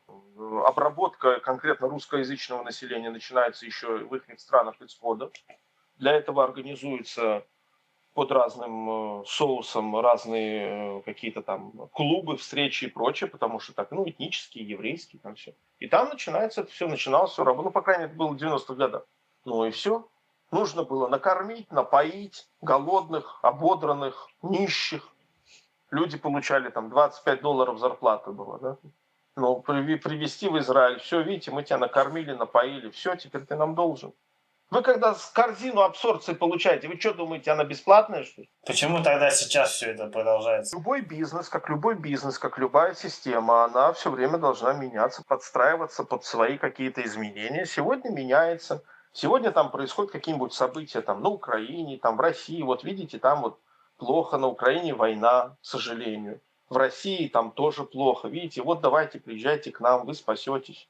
А что происходит с человеком, который начинает задавать неудобные вопросы и освещать альтернативное мнение? Ты путиновский пропагандист.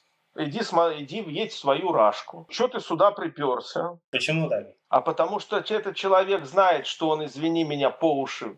И он не может. Зачастую, очень часто человеку нужно самому себе признаться в том, что, извини, я в дерьме. Он не может себе в этом признаться. Он не может это понять, принять.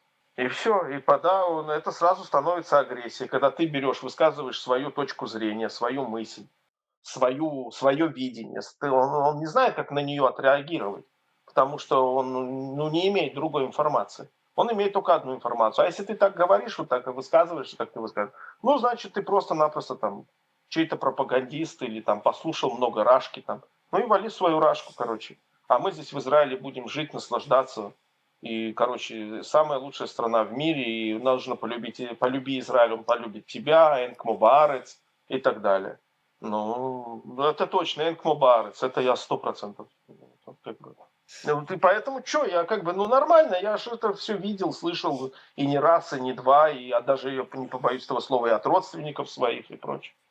Ну, то есть это все так, типа, между людьми. То есть это не опасно все. На самом деле, иметь альтернативное мнение. Ну, пока что не опасно. Пока что это будет между людьми, пока что можно разругаться. К сожалению, я потерял некоторых своих друзей, знакомых из-за вот этой позиции. Друзья не приняли, знакомые не приняли ее. А как это произошло? Они сказали, я сказал, ну все, и на этом мы разошлись и больше не общаемся. А до этого ты, типа, не говорил или что? Нет, ну как-то старались разные моменты и темы не обсуждать. Хотелось быть все-таки друзьями, хотелось быть все-таки знакомыми, хотелось даже там какие-то совместные действия, там бизнесы свои что-то делать. Ну, потом разошли. Ну, это их мнение. Я их мнение, в отличие от них, я их мнение уважаю. Я их не называю там дураками, дебилами там или еще каким-то там словами нехорошими, да? Вот. Это их право, они так имеют. Но почему-то, когда я высказываю свое мнение и свою позицию, меня сразу обзывают. Ну и где тут и что? Я себя считаю вообще очень демократическим человеком. И либеральным. В хорошем смысле этого понимания, этого слова. В хорошем смысле этого слова. Либеральным. Ты думаешь, они просто не видят правду или им проще жить в иллюзиях? Проще жить в иллюзиях, конечно. То есть они видят правду или не видят? Понимаешь, в чем дело? Вопрос, самое главное, это чтобы не пропустить опять же вспышку. Когда они эту вспышку им будет в глаза, а уже поздно будет, ребят. Проблема в том, что они могут догадываться, но их многолетнее воспитание, многолетнее вот это вот промывание мозгов определенное, отсутствие критического мышления, логического мышления. Ну включи ты голову, ну посмотри, что происходит. Ну никогда не будет черное, никогда не станет белым. В Израиле тебе смотрят в глаза и говорят, нет, это черный, это белое. На черное. Ты говоришь, ну это черное, это белое. Он говорит, нет, это черное. А если ты думаешь по-другому, то ты рашист. Как пропаганда влияет на детей в школе? в армии. И мне кто-то рассказывал, что в израильских школах подают, что все арабы плохие, а в арабских школах учатся, что все евреи плохие. Как это вообще все? Это правильно, это неправильно? Конечно же, пропаганда влияет на детей. На мой взгляд, если в одной школе в еврейских школах говорят, что арабы все плохие, это ты сейчас очень мягко и демократично сказал. Я, вводя, опять же, автобус и вводя разный контингент, видел такие вещи, что не дай вам Бог. Понимаешь? И в то же время, правильно ты говоришь, в арабских школах точно так же учат о том, что евреи плохие. Свобода вероисповедания где? В Израиле? Ну, ты что, с ума сошел? Я сегодня живу в стране, в которой свобода вероисповедания. Я спокойно здесь могу встретить на улицах человека, который идет и с крестом, и с Маген-Давидом, и с полумесяцем. И они все будут учиться в одном учебном учреждении. Это мой идеал на сегодняшний день. А пропаганда, да, конечно, влияет. А сегодняшние дети, отсутствие определенных моментов в их жизни, агрессия, которая только лишь растет, и с любого утюга им эту агрессию только лишь прививают. Почему последнее событие в Иерусалиме автобус задавил 14-летнего подростка? Ну, потому что, наверное, все это подогревается с обоих сторон. Я задаю вопрос, а что он там делал, 14-летний подросток? Ну, пошел на митинг. Какой национальности был водитель? Хороший вопрос. Правильно, молодец. Это первое. Второе. А что там делал 14-летний подросток? На митинг пошел? А ну-ка давай закон Израиля поднимем мы сейчас. Может ли? Законно ли? А почему, допустим, подростки 14 лет у школы нерелигиозные не выходят на митинг? Нерелигиозные. А тут особо митингов не происходит. Я понимаю, таких митингов не происходит, и их там нет. Если есть, то очень мало. А этих на митинг подвозят автобусы за счет Министерства образования. Ну это я так, к слову. Понимаешь? Вот и все. Так вот, этот 14-летний подросток и все его друзья, товарищи сейчас вокруг, они уже заряжены. Ты со мной согласен? Они уже готовы. И определенные министры сегодняшние или другие чиновники, которые сегодня стоят у власти, не дай бог, министр образования, ты его видел? Министра образования Израиля, ты видел? Поэтому вот эти вот ребята, которые сегодня там сидят, это вообще дети по сравнению с тем, что они уже подготовили. Уже подготовили. У меня была ситуация, маленькую расскажу, и просто поймешь, что такое пропаганда относительно детей. Я повез группу девочек религиозных, такие девочки, знаешь, из поселений, все такие, это, возил в разных местах. Ты знаешь, что по закону, да, положена им охранница, да, и тот, кто оказывает первую помощь. Ну, вот эти два сопровождающих. И вот эти девочки приехали мы на какую-то очередную остановку, там, за зеленой чертой. И девочки эти пошли там туалеты, мороженое и прочее. Охранница, девушка-охранница, не охранник, который их сопровождает, а охранница, да? И вот эта девочка, которая должна оказывать первую помощь, стоят в стороне, стоят на солнце. Я им говорю, девчонки, нормальные светские девчонки, я говорю, заходите в автобус, что вы стоите? Они говорят, не-не, мы тут постоим. Опять приглашаю. Они говорят, нет. Я выхожу к ним, говорю, что вы на солнце стоите? Они говорят, ты видишь, здесь стоит палестинская машина? Я говорю, ну вижу. Если мы от этой машины отойдем, они им все колеса проколят, эти самые, пооткручивают, колеса проколят, зеркала сломают, все пооткручивают. Ты потом отсюда, черт знает, когда только уедешь. А мы домой хотим, потому что приедет Миштара и будет как бы балаган. А мы домой хотим. Охранницы стоят и охраняют палестинскую машину, они домой хотят. Потому что если они отойдут, эти разнесут эту машину нафиг. Я говорю, вы что? Я был в шоке. Она говорит, я ж уже езжу, я же знаю. Они потом тебя полиция где-нибудь догонит, остановит автобус, пока ты будешь разбираться, ты домой попадешь, черт знает когда. Давай, они закончат, сядь в автобус, отвези их, и все закончится. Они стояли возле палестинской машины, стоит какой-то там, я не знаю, Субару какая-то такая, вот это все. Они говорят, они же ее сейчас разнесут. Ну, то есть, как бы, подогревается ненависть. Это своего рода маховик. И поэтому пропаганда, она работает очень-очень-очень круто, сознанием дела. Тот, кто это запускает, оно работает вообще как часы. А как вообще сохранить тогда в таком случае критическое мышление? Любое критическое мышление, которое будет сегодня и в дальнейших годах, ближайших, высказываться в государстве Израиль, оно будет восприниматься как вражеское. Есть очень умный человек, я его очень уважаю, Евгений Янович Сатановский. Он был когда-то даже президентом еврейской общины в России. Так вот, Евгений Янович Сатановский, у него есть хорошая книга. Он очень хорошо знает Израиль. И вот с его оценки происходящего, к сожалению, в том государстве, которое он очень любит, и я тоже. Но я люблю тот Израиль, в который я приехал в 1997 году. Я очень люблю израильскую природу, я очень люблю израильский климат. Но то, что происходит там с обществом, то, что происходит, к сожалению, с людьми, это очень-очень печально. Это ведет к плохим и печальным последствиям. Я очень хочу быть неправым. Я хочу, чтобы в определенный момент мы с тобой, если вдруг ты захочешь меня опять слушать, этот весь бред. Почему бы? Я шучу. Но если ты вдруг захочешь это, и чтобы ты мне пришел и сказал: Женя, вот ты был вот тут вот неправ. Я скажу: блин, Леш, я был неправ, я признаю, моя ошибка. Я поднимаю руку. К сожалению, пока что я не вижу. Ты говорил, что общество не понимает, что происходит. Почему? Но прежде всего все идет от образования. Есть базовое образование, понимаешь? Когда его нет, тогда общество будет принимать любую информацию, которую ему пихают. Общество тогда будет воспринимать любую происходящую с ним хорошую или нехорошую, с ним происходящие хорошие или нехорошие дела, так, как ему скажут. А образования не существует. Не надо мне рассказывать про школы, и про системы, и про прочее. Значит, про всем хейтерам сразу ему карать, это долго писать им и прочее. Но они тебе все равно расскажут. Я понимаю, ну, дорогие друзья, товарищи, в Израиле есть вроде бы как Министерство образования. Вы, пожалуйста, сегодняшний день, сейчас посмотрите прежде всего, как выглядит министр образования. Почитайте про него в ваших же СМИ, в вашем же интернете. Почитайте, посмотрите, кто этот человек.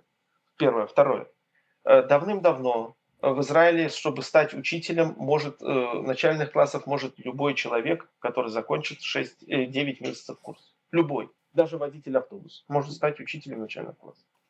Учиться начинают где-то там в районе 9, 10 класса, 11, 12 класса, что-то вдруг вспоминают про учебу. Но, на мой взгляд, это поезд ушедший уже. И то, что начинают учить, это какими-то кусками вырванными, ужасно политизированными. У меня дочка изучала еще в Израиле предмет израхут, гражданство, гражданское право, да, правоведение, не знаю, наверное, гражданское право. Ученики израильтяне говорят учительнице: ты что нам рассказываешь, что ж ты говоришь, это вранье. Израильтяне, оставь ты русских этих.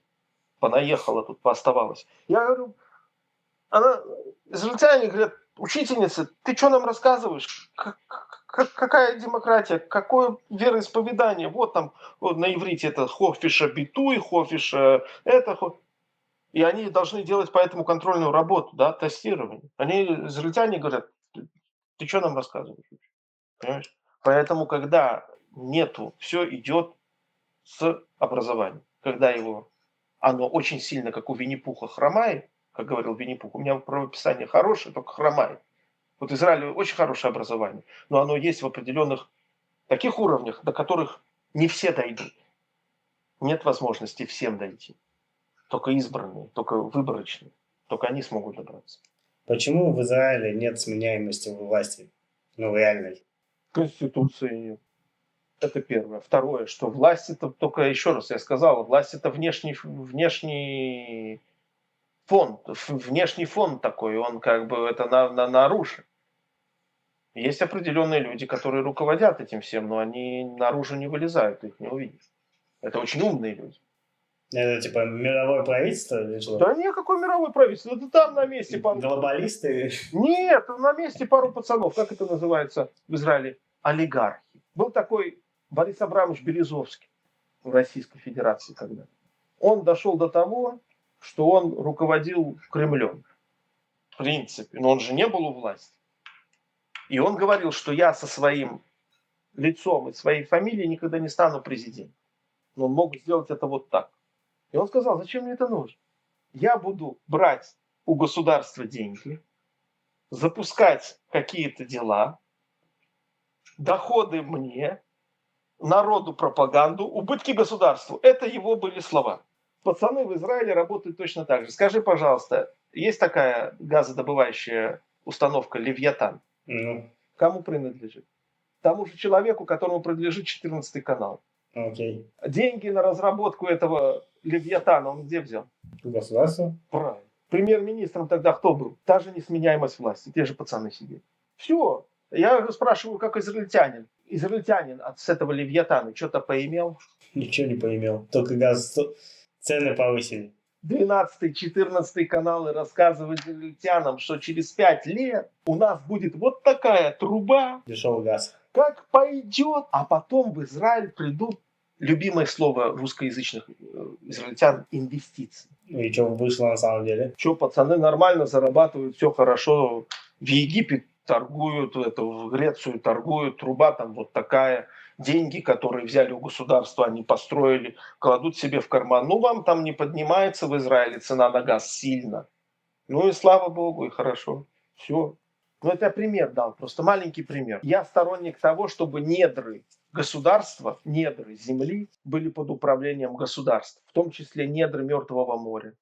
Я там жил, возле Мертвого моря. Давай перейдем на следующую тему. Веришь ли ты, что одни и те же политики способны решать новые проблемы? И почему, следующий вопрос будет, почему не пускают особенно молодых политиков? Что такое правительство в Израиле? В Израиле правительство – это коалиционное правительство, да? Да. Правильно. Скажи, пожалуйста, за последние лет 10-15 хоть одно правительство могло быть сформировано без участия ультраортодоксальных партий? Нет. Нет, все, закончили. Следующий вопрос. Потому что все ребята решают. В чем тут вы? Какие люди, какие молодые? Пацаны решают, кого ставить, кого не ставить. Они в открытую это говорят. Я их возил, я это слышал. Никто мне уши не затыкал. Открыто все говорится уже когда-то. Это все плавно обходилось. Все это было аккуратненько. Сегодня говорится все прямым текстом. То есть какое будущее? Значит так, я вез жителей одного израильского города, очень нерелигиозный, как это сказать, очень светского города, якобы. Я их возил в разные места. У них был свой раввин. И он им сказал, что вот смотрите, по религии, по Торе, еврейского народа все время должны быть слуги, так как он еврейский народ, он избран. Сегодня мы находимся в 21 веке, мы не можем сделать так, чтобы у нас были слуги. И мы сделали лучше. У нас есть целая страна слуг, которая работает на нас, воюет за нас, платит за нас. А мы только ждем пришествия Мессии. На этом все. Поэтому никогда ребята эти не допустят до власти новых людей, которые бы вдруг захотели бы. Они в лицо говорили мне, что любой наш ребенок 10 лет, у которого черная кипа, намного умнее любого вашего профессора в любом вашем институте или университете. Потому что он ушумер мицвот, вы микаем мицвот, вы хувеш кипа. Потому что он соблюдает традиции и и носит кипу. Он намного умнее, чем любой ваш этот профессор. Это говорили лично мне. И не только мне, другим тоже пару лохов там было, русскоязычных водителей. Я среди них, однозначно, конечно. Конечно. Понимаешь, поэтому это говорилось уже открытым текстом. Это мое мнение, это то, что мне сказали люди. Я говорю, ты серьезно так? Он говорит, да, я серьезно. Это все говорится с улыбкой, это без агрессии, без ничего. Все нормально. А заметь, какие сегодня принимаются законы. Новые люди. Законы какие?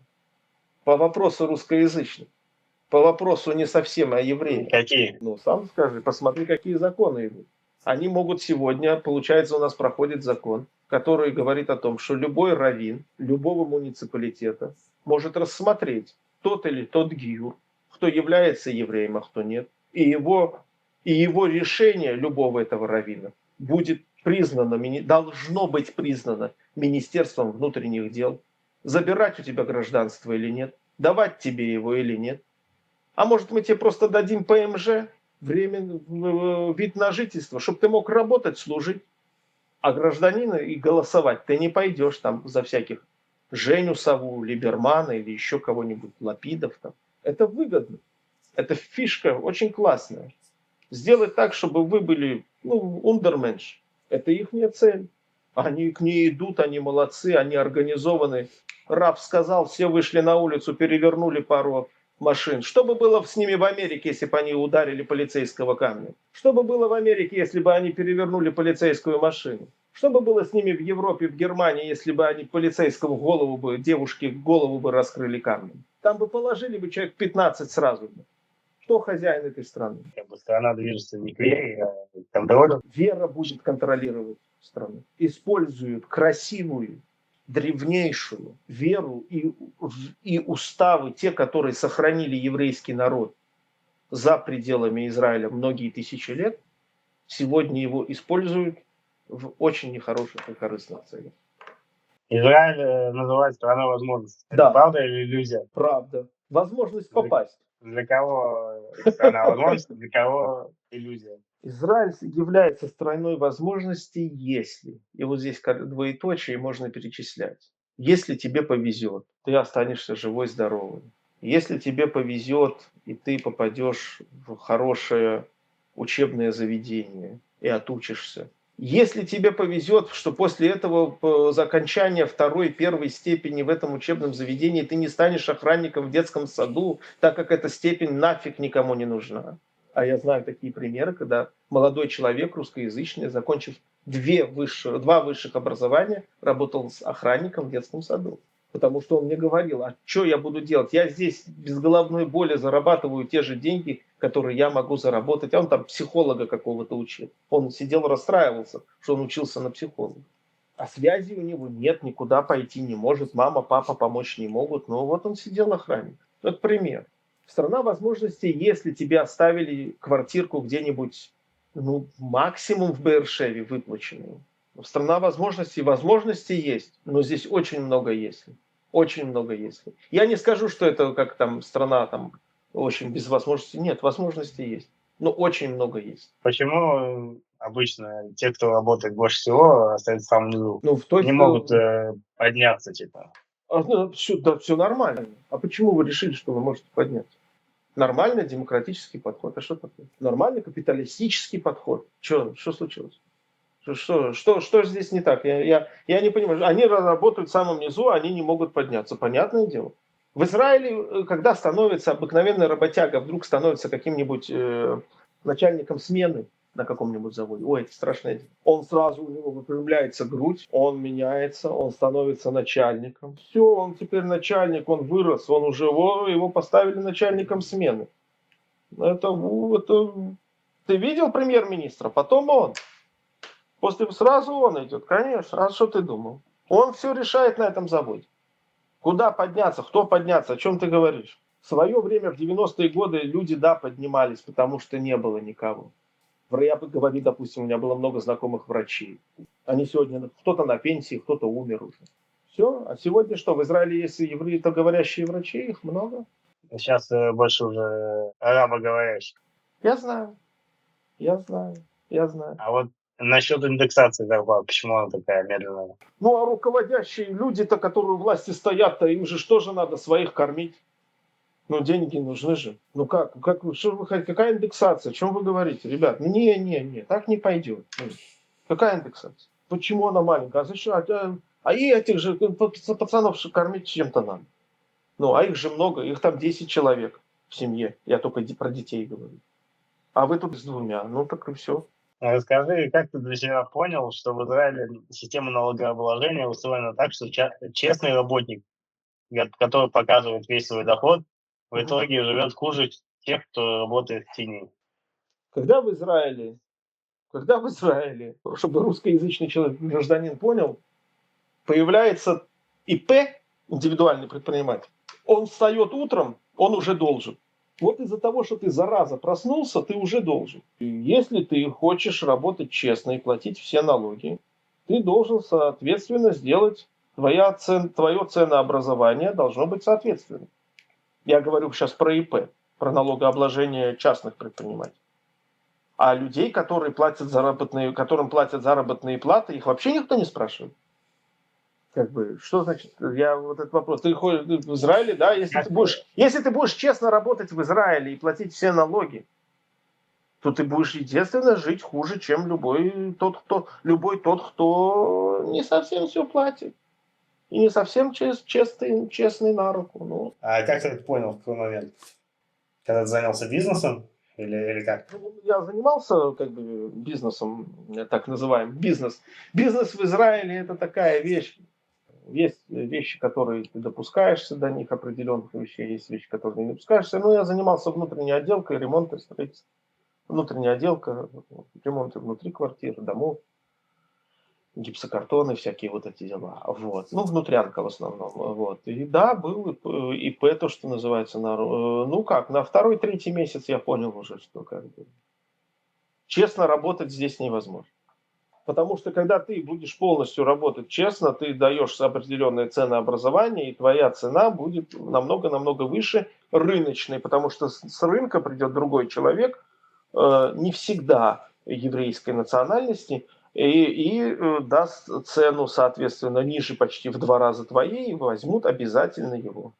Как конкурировать вообще тогда? Нет, но если начать сейчас рассказывать, как конкурировать, можно себе сроком наговорить. А, а если, а, если говорить серьезно, то ну, на самом деле те способы израильского правительства и Министерства финансов и налогообложения, если говорить серьезно, которые они пытаются бороться с черным налом, это мне опять же напоминает развал Советского Союза, когда становятся разные запрещения. То есть там 6 тысяч наличными нельзя, больше надо это, меньше это и так далее. Но при этом как бы в нужных местах не борется с этим налом, а борется только не в нужных местах, а в нужных секторах. В нужных секторах, совершенно верно. Вот, и все. Поэтому как с этим бороться? Да никак с этим бороться. Ты не можешь работать честно. Ты и тот, кто говорит, что я работаю честно, там, вот там я все плачу, врешь. Нехорошо врать. Врать нехорошо, потому что это невозможно. Или же ты работаешь на определенный сегмент населения, который как бы вот да. Но, блин, ну мы все прекрасно знаем, что это практически невозможно, это нереально. Это подпись в один конец. Если взять вообще налогообложение, то в Израиле, по моим подсчетам, вот сколько раз я считал, садился, там, мерил и прочее, 50%. Я думаю, многие с тобой не согласятся. Ну давайте мы посчитаем. Если вы как частный предприниматель платите Институт народного страхования, НДС, подоходный налог, потом вы идете в магазин, покупаете продукты, по которым вы опять платите НДС, подоходный налог. Вы платите муниципальный налог. Вы платите за всякие другие, за любой момент, когда вы уплатили налоги государству за вот эти, которые я сказал, Институт народного страхования, подоходный налог, НДС, вы все это заплатили. Вы заплатили кому? Государству. Причем, что это государство при этом говорит, замечательно, теперь ты мне еще заплати сюда. А если у вас есть какие-то инструменты, станки, машины, грузовики, это же все налоги вы платите, страховки, это все налоги. Машина в Израиле для работы, которую ты покупаешь, она 60-50% налога государству. Я что, не плачу налог тем самым, когда я покупаю грузовик для работы? Я покупаю грузовик для работы, не для того, чтобы на нем шикарно ездить. Я его покупаю для работы. И 50% его стоимости – это налогообложение государства. Так сколько я тогда процентов налога плачу в Израиле? А я его заправляю бензином. Сколько процентное соотношение за литр бензина? О, понизили сегодня, я вас поздравляю, там понизили бензин. 16 год. Сколько процентное соотношение там, понимаешь? Сколько? А я хорошо, я хочу купить материалы, я хочу запустить что-то, я хочу продавать. Что я могу с этим делать? Я везде там плачу налог. И если я эти все налоги купирую и суммирую, извините, вы мне скажете, что не 50. Ты начал думать о переезде из Израиля в 22 году. Что ты тогда понял раньше других? Ты уже ответил на твой вопрос? Ну, что это все идет очень не в ту сторону, которую мне нужно. Что я не имею возможности, жить в этом обществе, которое вот таким образом себя ведет, Я понимал уже тогда, что государство и страна не может обеспечить мою безопасность. Не надо мне рассказывать про Иран, там, Газу и прочее. Мою безопасность на улице, в том числе безопасность как страны. Я понял, что финансово дальше я качусь в полный крах, потому что, работая по 18, 19, 15 часов водителем автобуса, нарушая все законы, которые существуют в Израиле относительно вождения и профессионального вождения и прочее, я зарабатываю, извините меня, копейки. Потому что водители автобусов зарабатывали в Израиле когда-то до коронавируса, да. И все это прекрасно знают, каким образом они зарабатывали. Опять же, говорить не буду, можно получить срок. Вот, ну я шучу. Ну, там все это шло очень много мимо кассы. Я понял, что у меня нету выхода. Ну, не то, что нету выхода, я понимаю, что у меня дети, извините. И у моих детей есть тоже проблемы со всеми вытекающими. И те проблемы, которые потом у них таки да появились благодаря 7 октября, благодаря обстрелу из Ирана и израильского обстрела Ирана и прочее, я это все получил. То есть ты уезжал ради детей? Да, я уехал ради детей. Если бы у меня не было детей, я бы, наверное, был уже в своем возрасте и в своем положении бы не дергался. А почему Беларусь? Моя родина. Ты продумывал, что вы там будете делать, на что жить, чем заниматься? Да, мы продумывали, мы пока что, как тебе сказать, мы пока что находимся в процессах этого всего дела, поэтому рано говорить о каких-то успехах. Скажи, в общем. В общем, ну, в принципе, в той же сфере, если я работал вот по отделке, по стройке там и прочее, в той же сфере. Вот. Супруга, может быть, тут разные варианты, вот мы как раз этим вот сейчас немножко занимаемся. Еще момент, почему Беларусь, еще тоже скажу, ну, я так сказал, родина моя. Да, это моя родина. Второе, что это страна, которая спокойно всем хейтерам устраивает меня для моего и детей комфортного проживания. Сейчас все напишут, что там батька и все такое. Батька, вот, это, вот молитесь на такого батьку.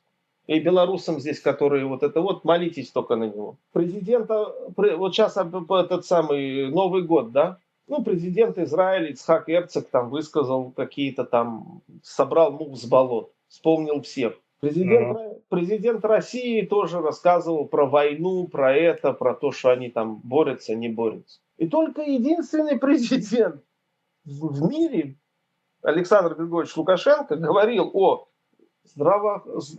созидании, о любви, о детях. Объявил следующий 26-й год днем белорусской женщины. А если он объявил, то это будет год белорусской женщины. Из-за этого? Из новогоднего поздравления? Да. Он сказал, посмотрите, что творится вокруг. А белорусы переживают за то, что где ему поставить ему не хватает парковочного места возле дома. Вот это проблема белорусов сегодня. Ну, то, что там сейчас скажут, поэтому я выбрал ту страну, которая, является, естественно, моей родиной, является нормальным, адекватным местом, где можно нормально, по-человечески жить. Сегодня нигде нельзя нормально жить. Сегодня тебе нигде спокойно не дадут жить. И не надо мне рассказывать там про Америку или там какие-нибудь, не дай бог, Новую Зеландию или любимую израильтянами когда-то Австралию. Расскажи какие-то первые впечатления вот, после переезда, какое-нибудь сравнение с Израилем, что тебе больше нравится, что тебе меньше нравится в Беларуси. Значит, смотри, прежде всего чисто. В Израиле что, не было чисто? Ну, я последние годы, последний момент, опять же, смотря где ты живешь, где я жил, извини, две большие разницы. А в чем конкретно чистота? Да на улице чисто, в ресторане чисто, в кафе чисто. В Беларуси нельзя устроиться в кафе без санкнижки. Ты не можешь прийти работать в кафе, в ресторане, в этот самый официантом, без того, что ты анализы сдашь. Что у тебя нет кишечной палочки, ты не спидозный или еще что-нибудь. Так вот, что мне понравилось, это чистота, огромнейшая безопасность и порядок, в том числе как пешеходы переходят улицу. Вопросы безопасности, вопросы порядка. Ты в 2 часа ночи можешь выйти из одного конца города, пойти в другой, и с тобой ничего не случится. А в Израиле что случится? Ну, есть. Я потом могу тебе рассказать разные места, где не надо ходить. Я даже на своей машине не поеду в определенных местах, улицах даже города Тель-Авива. А, в Тель-Авиве? Ну, давай мы поговорим с тобой про Рамлю, Лод, Беэр-Шеву. Ну, давайте, только честно. Что в Беэр-Шеве не делали жители разных районов, не организовывали разные патрули, чтобы их девушки и женщины могли спокойно делать вечернюю ходьбу? Что, не было? Было. Ты можешь пойти спокойно по вечернему южному Тель-Авиву? Не уверен. А я помню те годы, когда можно было вот так вот ходить. Ну, тебе, наверное, скажут, что в Беларуси тоже, наверное, есть такие районы. Расскажите мне про них, я вам на этот вопрос отвечу с вами. Хочешь сказать, что там нету таких мест? Здесь машину не закрывают. Здесь кошелек на улице на скамейке может лежать 3 дня, я мимо него ходил, никто не взял. Кошелек лежал. На 3-й день его раскрыли. Там лежали кредитные карточки и прочее. Он так и лежал.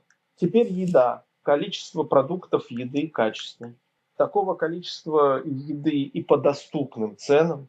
Очень доступно. Не надо говорить, что я из Израиля приехал, у меня денег много.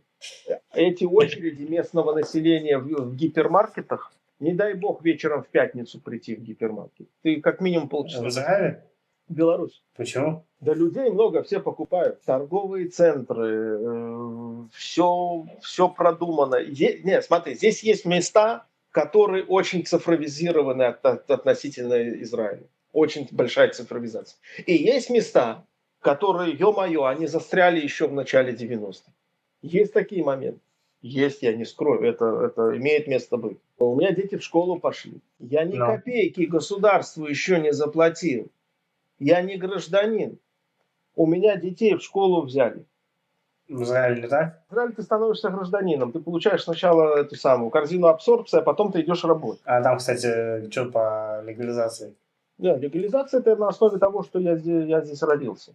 Я здесь, у меня место свидетельства о рождении в Беларуси. А для жены тоже? Это воссоединение семьи. У меня дети здесь пошли в школу. И вдруг узнали вообще, что сколько они не знают. Я очень долго должен был объяснять директору школы старшей дочери, что в Израиле она не учила физику и химию в школе. Он говорит, как? Я говорю, ну так, покажите ваш аттестат. Я показываю аттестат. Он смотрит, говорит, а что мне с этим делать? И что делать?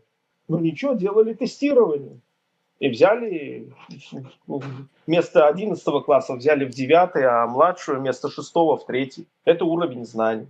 Я ничего не сказал, я сказал, что есть. Ты задай другой вопрос. У меня дети пишут и читают на русском языке. Это заслуга моей супруги. Ну, меня чуть-чуть, супруги больше. Ну ладно, хорошо. А что вот в Беларуси тебе не хватает, что было в Израиле на данный момент? Климата. Холодно, типа? Ну, мы сейчас еще, тем более, сейчас здесь такая снежная буря налетела. Тут у них 15 лет, 20 лет не было снега на Новый год ни разу. А тут я приехал и, короче, завалило коллапс. Ну, климат. Конечно, нужно привыкнуть к климату, нужно привыкнуть немножко. Здесь, опять же, есть определенные свои законы, правила, которые все это нужно выучить, изучить. Это возьмет время, конечно же. Ты веришь, что в Израиле что-то изменится в лучшую сторону? Если бы я верил, что изменится в лучшую сторону, я бы оттуда не уехал. А что должно произойти, чтобы ты увидел там будущее и захотел вернуться? Нет, вернуться нет. Не может ничего произойти. Не. Когда ты думаешь о будущем Израиля, у тебя вот какие мысли приходят? Тревога, злость, страх за людей? Страх за людей. А злости уже нет. Уже это прошло. Людей жалко. Много людей хороших. Я там знал очень много хороших людей. Вот я тебе все плохое. Я знал очень много хороших людей. Очень много хороших людей, и их жалко, и детей их жалко, и мне жалко. Ты уехал из страны, в которой прожил всю жизнь, молодость, большую часть жизни. Насколько это было тяжело морально? Это поражение или спасение? Поражение мое, спасение детей. Есть ли в тебе чувство вины или усталость? Вины, что не сделал это раньше. Что ты в Израиле любил по-настоящему? Определенный контингент людей, природу, климат. И я об этой стране знаю все. Даже разные моменты, моменты, которые ни один гид или там историк не очень, может быть, знает. Вот, поэтому вот эти вот те интимные такие вещи я никогда не забуду. Это любовь, да. Если коротко, что стало непереносимым? Самый главный момент. Что стало невыносимым? Это вопрос безопасности и экономики. Но это правда. Это как бы является, я сейчас не про идеологию тут говорю, кто там прав, кто виноват там и прочее. Я лично про себя. Это экономика и безопасность. Отсутствие этого. Это дальше, потому что если дальше лично для меня и для моей семьи это продолжать, это крах. А вот если через какое-то время твои дочери спросят у тебя, зачем в вашей семье был Израиль, что ты им ответишь? Ждал этого вопроса. Он был для того, чтобы вы там родились. Он был для того, чтобы вы имели возможность сравнивать. И когда разные люди, в том числе особенно в Белоруссии, зачастую говорят и даже не ведают, что говорят, вы могли знать точно, что вот Израиль был в вашей жизни для того, чтобы вы умели что-то ценить. А Израиль, к сожалению, заставляет начинать ценить разные вещи, которые люди живут в других странах и не задумываются. Для того, чтобы вы умели ценить. Я увидел, что ты делаешь такую работу, мужественную прежде всего, откровенную. И я вижу, что ты берешь людей, которые зачастую столкнулись с какими-то проблемами и прочее, но они не знают макор этих проблем, источник этих проблем. Потому что им рассказали, что они едут в крутую страну, что здесь все зарабатывают $5000, что здесь 4 моря, 8 океанов, что здесь свобода, разгул демократии и либерализма, и что они там через 5 лет станут просто супер крутыми и, так сказать, финансово устойчивыми людьми. И когда они головой, лбом расшибаются об этом, об том, что там происходит. И мне вот ты сказал в интервью, мне очень-очень сильно обидно за эту страну.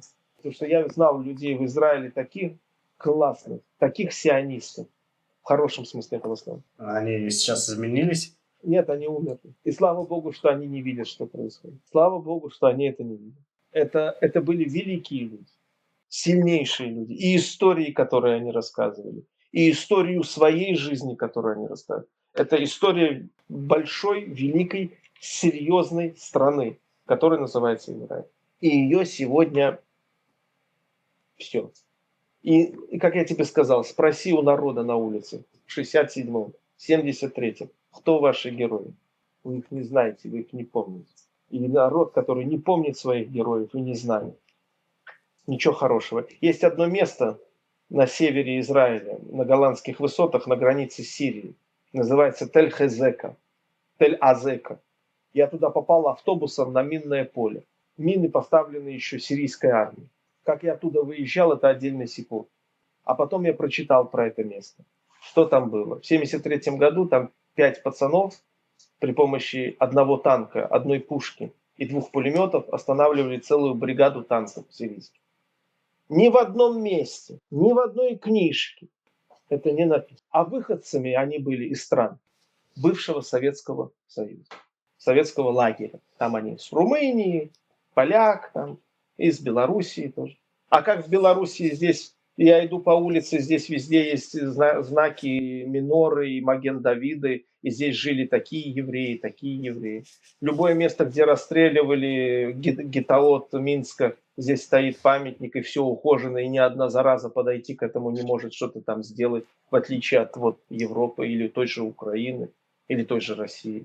Здесь бывшие синагоги, которые заброшены сегодня, из них государство сделало музей. У меня здесь ребенок в школу пошел, ко мне домой из поликлиники врач пришел домой, чтобы посмотреть, как ребенок живет. Спасибо тебе за это интервью. Будь здоров. Давай. Пока. Пока. Это Израиль, детка. Ага, тут жизнь не конфетка. Это Израиль, детка. Ага, тут жизнь не конфетка.